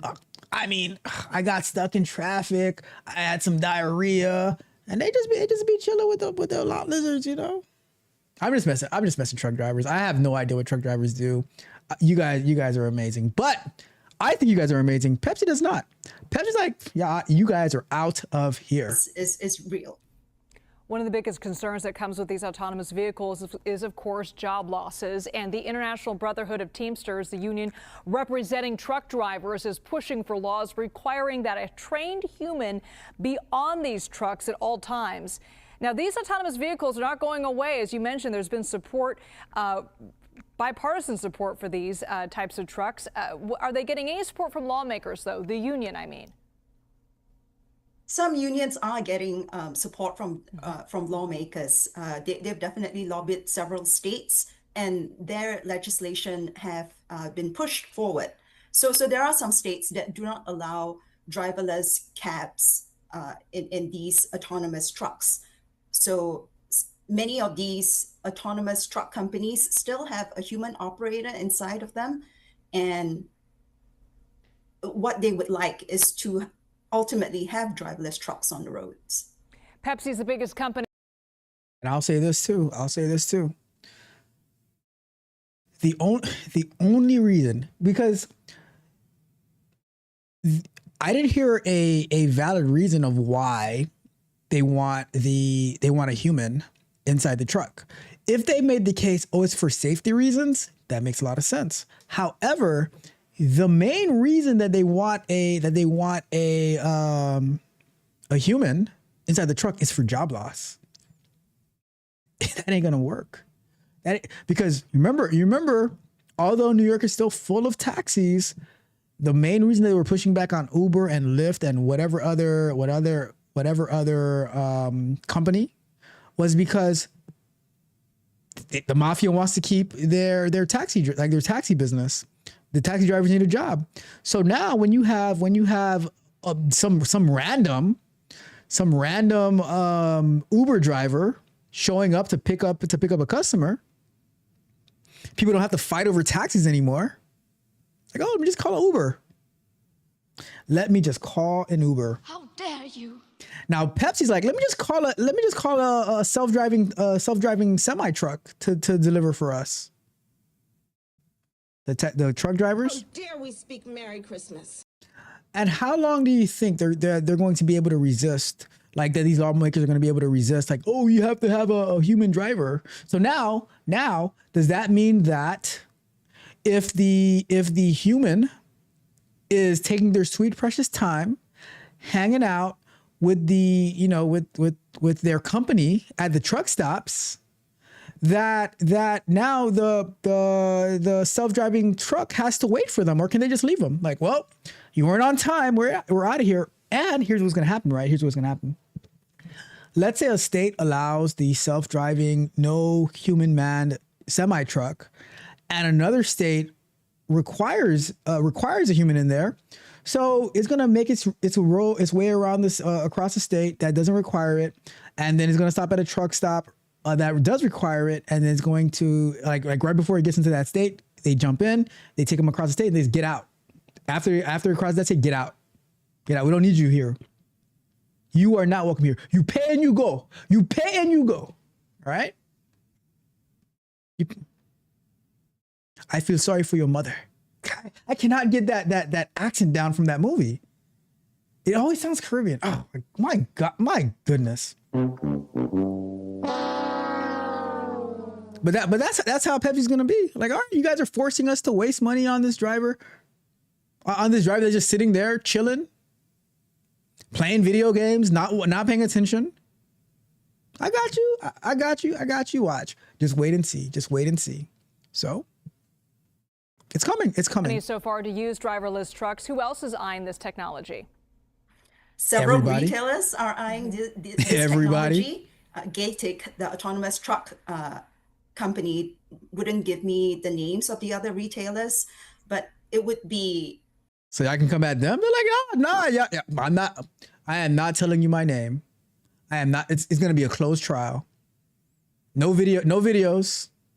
Nope. Closed. Conservative to say that almost every single retailer is looking into this. Duh. Everybody. Esther Fung, thank you so much. Thank you. Everybody. So what is a truck driver to do?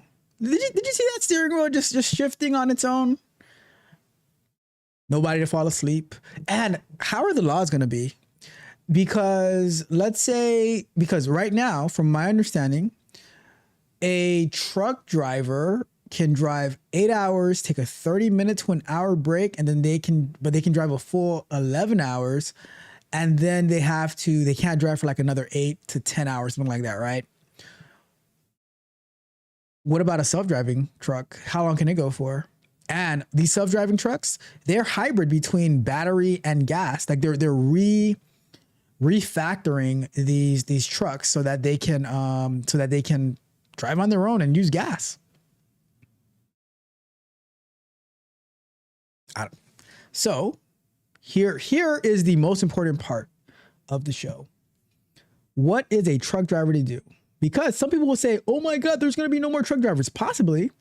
But what can truck drivers do as these self-driving trucks start to come out? So let's go to our trusty Gemini. Although is Gemini still trusty? I don't know. But we just reviewed a video of Pepsi deploying self-driving semi-trucks across 3 states. Obviously, all in caps, this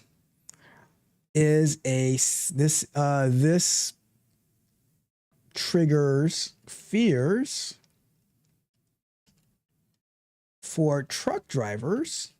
However, as tech barbarians, we do not fear, we adjust. What would be the best pivot for truck drivers to do in the age of as self-driving trucks start to roll out? How can they use their skill set to complement self-driving trucks as more and more businesses look to use them? Let's see what our options are. For truck drivers out there, what are your options? That Pepsi, let me zoom in a little bit. That Pepsi rollout of 41 level 4 driverless box trucks across Arizona, Texas, and Arkansas is exact proof of concept that changes the game. But as tech barbarians, we know disruption isn't the end of the road. It's just a massive rerouting signal. Exactly. Autonomous trucks are phenomenal at the boring, repetitive middle mile highway stretch. What they absolutely suck at is handling real world chaos, local regulations, and complex machinery, and the human elements of logistics. Instead of fighting the tide, the best pivot is to position drivers right where the hardware meets the reality. 3 elite high value pivots for truck drivers: terminal to destination, first last mile specialist. Autonomous trucks excel at driving from one highway hub to another. They struggle heavily in tight, dynamic urban environments, construction zones, and tight retail loading docks.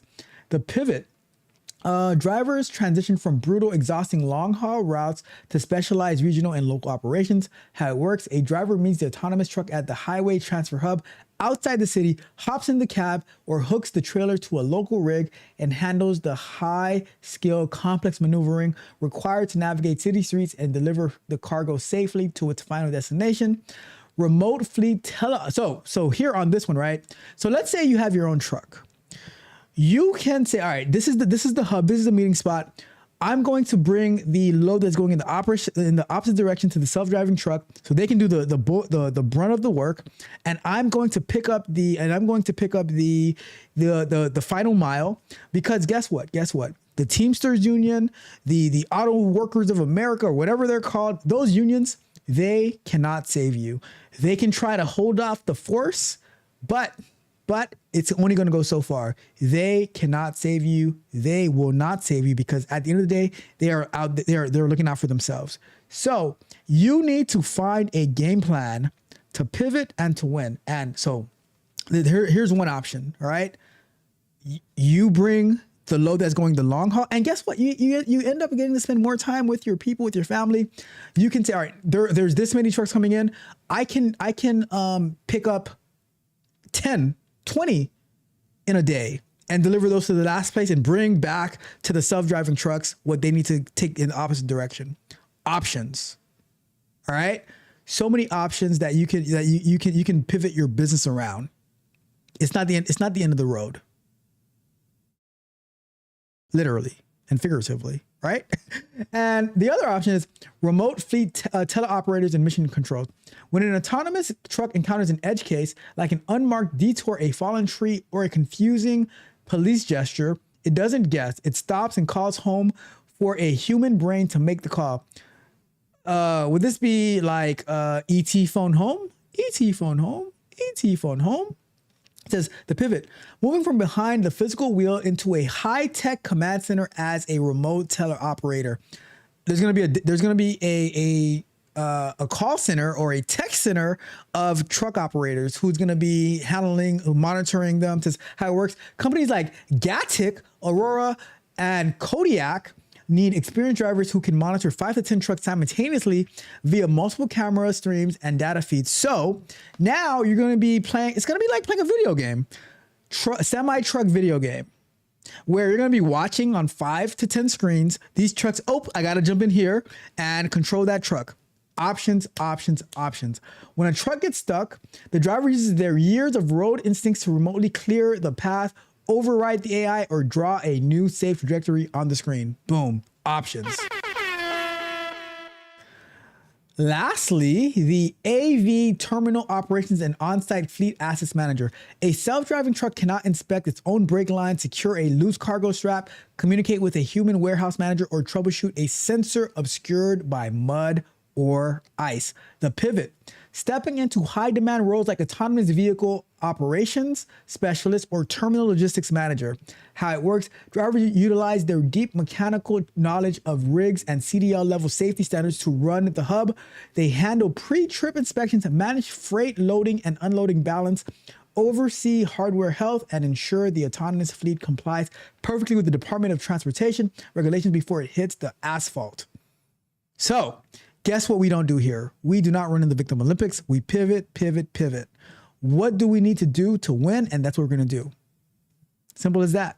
Simple as that. So the title takeaway, the machine owns the straight lines. The human owns the complexity. Drivers who pair their massive real-world road instincts with a willingness to interface with tech tools will transform the steering wheel holders into high-earning logistics coordinators, safety directors, and remote pivots. So with that being said, here's how we're going to wrap it up, right? Here's how we're going to wrap it up. Is your life wrapped around being a truck driver? Is it, oh, I have to drive a truck or else? Or is it, what is the best available option? What is the best pivot? Because if you own your own truck, you can say, you know what? I'm going to use my own truck to do the first and last mile between this time and that time. I'm also going to say, you know what? I'm also going to be working in one of these hubs where I can use my skill set to say, oh, this truck has an issue. Let me help it get out. Just like that the Doordash dot that got stuck. Waymo has the same thing. All these autonomous vehicles, taxis, they have the same thing. Are you going to depend on the unions? Because you remember UPS, they said like their union, like, oh, you know, we need our drivers to make this much money per hour, blah, blah, blah, blah, blah, blah, blah. And then guess what? They said, okay, fine. You want to hold us hostage? Same thing with like Chrysler or whatever they're called now, right? Same thing. Stellantis. They said, okay, fine. You want to hold us hostage? Ford probably too. Here's your money. All right. Then 3 months later, fired, laid off. Be very, very careful about putting your livelihood in the hands of somebody else, let alone a union, because they're always going to get paid. What we just use Gemini to do, and this is the use case for AI.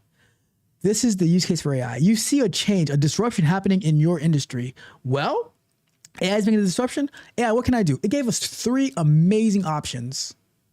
3 amazing options. You can be like the logistics for these trucks, taking a look at the brakes, making sure the load balancing is working properly so that it's not all the weight is on one side. Because you trust a humanoid robot to load the truck? I mean, they probably will be doing it at some point. But you still need some sort of human oversight. Do not say the only thing I can ever do with my life is be a truck driver. That is not true. You have so much knowledge and experience over the years and years that you've accumulated. Use it to your advantage. Do not depend on, hopefully the lawmakers take care of me and hopefully the unions take care of me. No one is coming to save you. No one is coming to save you. Pepsi might have kicked you out of their trucks, but they did not kick you out of their lives. They did not kick you out of their lives. They still need you.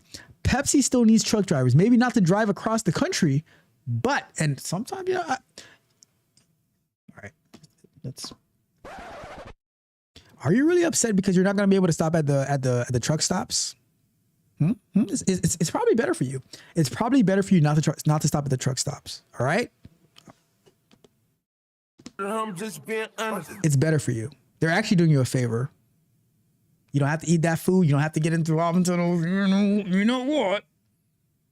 Stay home. Be good. Be good. Pepsi is helping you. All right.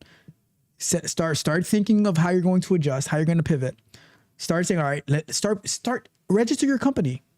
Say this is what we're going to be doing. We're going to be working with these autonomous trucks to pick up their loads, drop them off, and bring them back to go the opposite direction. Oh, I'm gonna be a contractor at these command centers. They need you. They need you. All right. Those are my thoughts. Let me know what you think. Are you a truck driver and are you pissed off at what Pepsi and all these retailers are planning to do? Or are you excited for a new opportunity? Are you going to be optimistic and say, you know what? This is a pivot. I've been wanting to not drive across the country and all so therefore I am going to adjust. I'm going to pivot and I'm going to make the best of it. Let me know your thoughts below in the comments. And we'll and join us at Vibe Coding Show to talk about it some more. As you wrap up this video, do me a favor, like, share, subscribe, hit the notification bell so you know every time we go live and drop new content. As well, go to techcodetralph.dev. Join us for Vibe Coding Show to have these type of conversations. Join us for our Scrum Nights, get access to Resume Flow, Tech Board Brands Coaching Portal, and the Speak Precisely app so that you can revolutionize every aspect of your tech journey with techcodetralph.dev. Alrighty then, that is it. That is it for today. Let me check the chat real quick to see what the thoughts and sentiments are of my people. And Junior as well. What do you think about this? Because you have a dispatching company. What do you think about this, about the self-driving trucks? Let me know your thoughts. Let me know your thoughts. Does that have any impact on you? Or are you going to make the most of it? Let's see what's going on in the chat. Rod Brown says, for your information, I use Claude Code. I'm sorry. I'm sorry. I didn't know. I didn't know. Bruh. And this one goes out for me. Congratulations. You played yourself. I'm sorry, Rod Brown. I sincerely apologize for my, I don't know what the best word to use for this, but, for my delinquency. Let's go with that. For my mischievousness. And Life says, yeah, I'd be freaked out. Trucks going at high speeds with no actual driver. I'm good on that one. It's bad enough that I have to watch out for truckers on the road now. Driverless trucks. I'm gonna tell you this.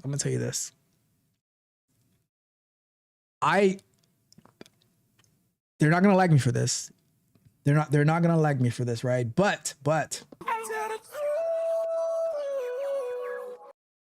I trust those driverless trucks more than I trust those human trucks. I'll tell you that. I'm going to say most accidents that's going to happen is because human drivers are going to be driving reckless and the trucks are not going to be sure to do. But do you know if a truck driver has been drinking Do you know if they've had a lack of sleep? Because although they're supposed to stop for 8 hours, you don't know what they're doing with those 8 hours. You don't know what or who they're doing with those 8 hours. I'm just saying. I was gonna lie to you, but I had to tell the truth. I'm just being honest. I'm just saying. I trust them. I trust those driverless trucks. I'm just saying. So, and plus, how would you even know? You might be good on that, but you don't even know if there's going to be a driver in there or not. The only way you're going to know is when you go like this for them to do the truck horn and you hear nothing because they don't see you asking for it, right? So it says in 5 to 10 years, almost no one will have a job. Did y'all see the AI nurse robot? AI is coming for every industry. To be fair, the actual nurses, they loved their AI nurse, Moxai. Remember, it's Moxai. It's not Moxie, it's Moxai. It's French, right? You have to put your nose up to say it, you know? But they love those AI nurses. They said, oh, you know, it transports our things from one spot to another so we can focus more on the patients. You put those robots with humans, soon they're like, oh, Moxai came in and gave me my medicine. And then boom, we don't need the nurses anymore. So watch out for it. Y'all better be careful. Be careful. Let me see. Junior's laughing because I said so. Because that was because of my terrible accent. Let me see if I can find it. Hold on. Because I need to do it justice. Let me see. Let me see if I can find it. And I want the one from Menace to Society, not the one from Don't Be a Menace. It is it's probably not actually that's not what I wanted. Say I feel sorry for your mother. Let's go to, don't they have a short one? I don't want that one. That one is too big, too long. There we go. Perfect. Right there. Let's do that one before we get it. Because I need to do it justice. Because that was so bad that what I did. Oh my God. I feel I should get reprimanded for that. Let's do this one. Appreciate you. Nope, not that one. Not that one. This one. Let's go to, what am I looking for? All right, there we go. Let's do this one. I feel sorry for your mother. And it went all downhill from there. It went up one more time. I feel sorry for your mother. Oh, let me try. I feel sorry for your mother. Nah, God, I can't get it. Let me try one more. I feel sorry for your mother. Let me try one more time. I feel sorry for your mother. Whatever. You just got me embarrassing myself up here. God. I got another one. I can't get it. I tried. I can't get it. It says, and if the self-driving, if it's self-driving and has a driver, can the driver be asleep in the bed while it's driving, or does the driver have to remain awake in the driver's seat? Look, if they're paying people to be sleeping in a truck while driving, no, they have to be awake. They have to be all wide awake. Like, you remember Mr. Bean when he was in church? Has to be wide awake. I ain't paying you to sleep. I am not paying. The way that I see could benefit is, like, let's say if they're sleeping, like if the truck can drive, and then because, you know, with the law that they have to like take 12 hours off and stuff like that. If the truck can drive while it's sleeping, and then you can wake up and you can drive the other like 8 hours or whatever, and then while to get your things there faster, that's one thing. But if you're just gonna be sitting in there sleeping, nah, man, get up out of there. Get up and out of my truck. The only person who sleeps in my truck is me. All right. Truck drivers can learn AI.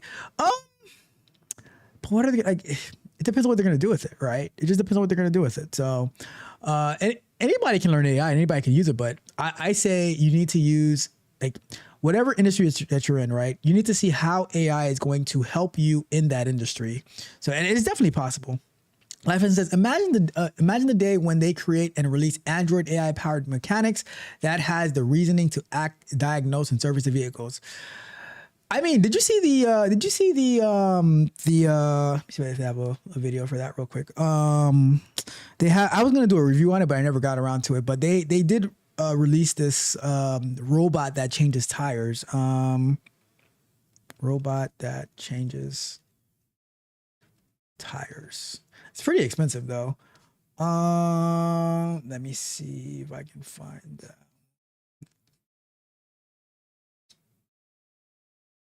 No, it's not that.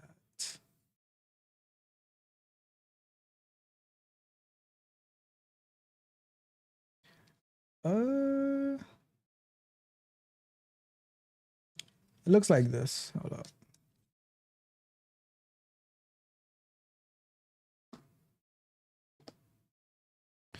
So they have this, right?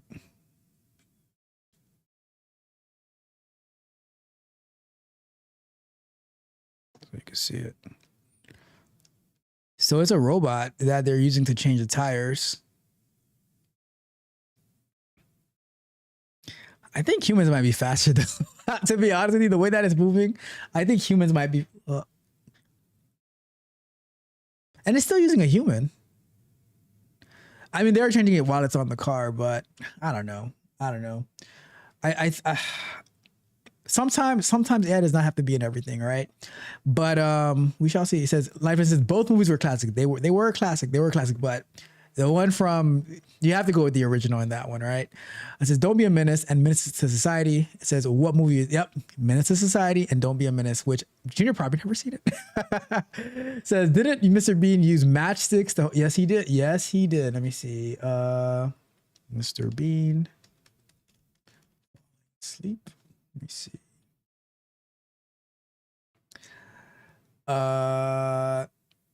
It's too long to share. Remember he fell off the seat and everything. Oh my God. Let's see. Menace to Society says, I don't ever remember watching that movie. It's very ratchet. Very ratchet with was it O-Dog? What was the say? Was it O-Dog? And in Don't Be a Menace, Marlon Wayans was Loke Dog.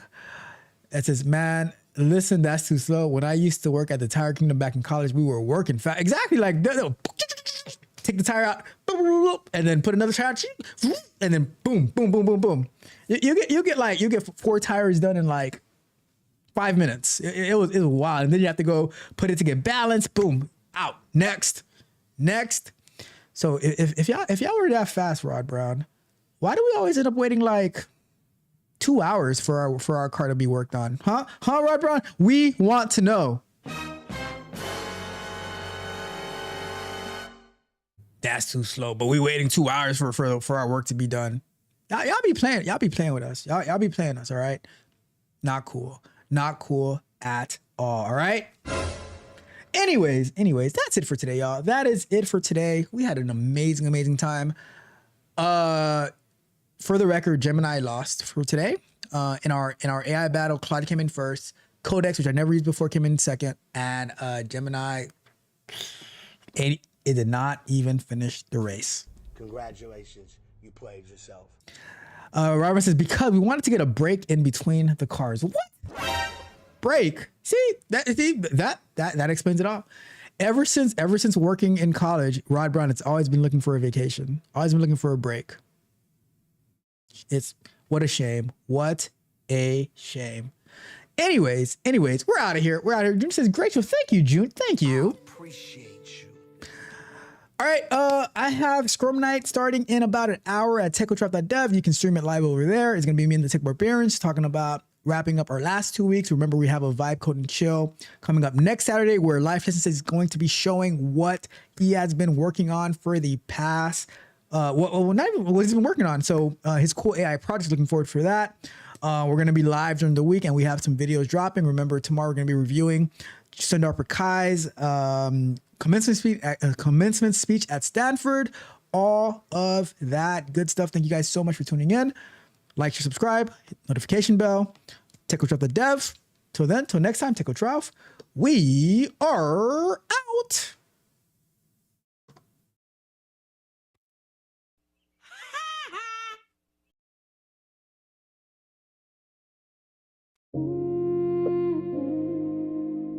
Yeah, long day. Put the car in drive. We left it all out there on the mat. Mind is callous. Check the ego at the door. tomorrow we take more souls. Let's ride.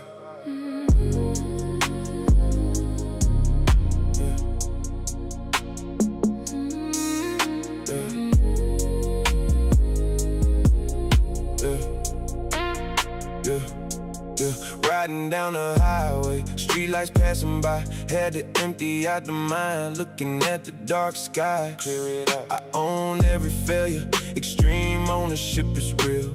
Walking with integrity, I govern how I feel. When the situation crumbles, I just look and tell them good. The way is in the training, put the blood upon the wood. Every day, callous up the mind, pushing through the heavy grind. Took another soul today, left the weakness far behind. I'm chilling in the lane, got the cruise control set. I gave it everything I had, I'm leaving no regret.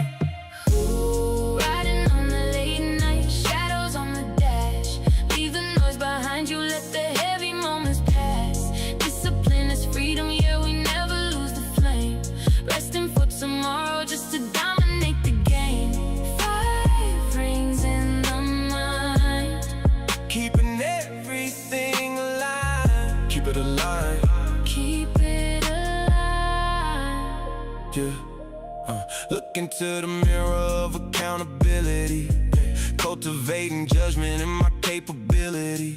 I learned from all professions, broaden up the whole view. I'm carrying the boats, cause ain't nobody gonna do it for you. Nobody. I measure up the day, distinguish the gain and loss. Did I really make a profit or did I pay the cost? See the unseen in the shadows of the night. Pay attention to the trifles, gotta get the details right. Every detail. I don't listen to the inner voice telling me to quit. I embrace the heavy suck, yeah, I never will submit. I'm riding to the house, but I'm staying hyper away. The breeze is blowing in through the midnight air. Riding on the late night, shadows on the dash. Leave the noise behind you, let the heavy moments pass. Discipline is freedom, yeah, we never lose the flame. Resting for tomorrow just to dominate the game. 5 rings in the mind, keeping everything alive. Keep it alive. Keep it alive. Yeah. I pull up to the driveway, I cut the engine off. The world is getting weaker, but I'm never going soft. Stay hard. I did nothing useless, I cut away the waste. Cut it. Calculated every step, moving at a steady pace. From the water to the fire, the earth, the wind, the void. Built an iron mind that can never be destroyed. I'm getting after it, pushing past the breaking wheel. Now I lay the body down and let the heavy muscles heal. Tomorrow's sun is rising, the alarm is gonna sound. I'm coming back with steel, yeah, I'm holding down the ground. Riding on the late night, shadows on the dash. Leave the noise behind you, let the heavy moments pass. Discipline is freedom, yeah, we never lose the flame. Resting for tomorrow just to dominate the game. 5 rings in the mind, keeping everything alive.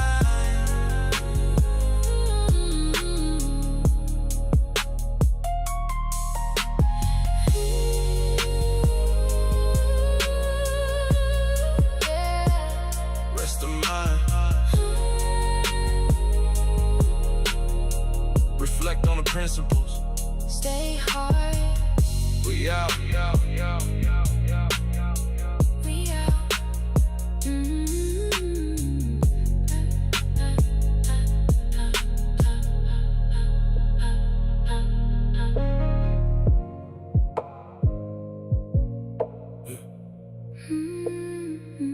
Rest of mind. Yeah. Rest of mind.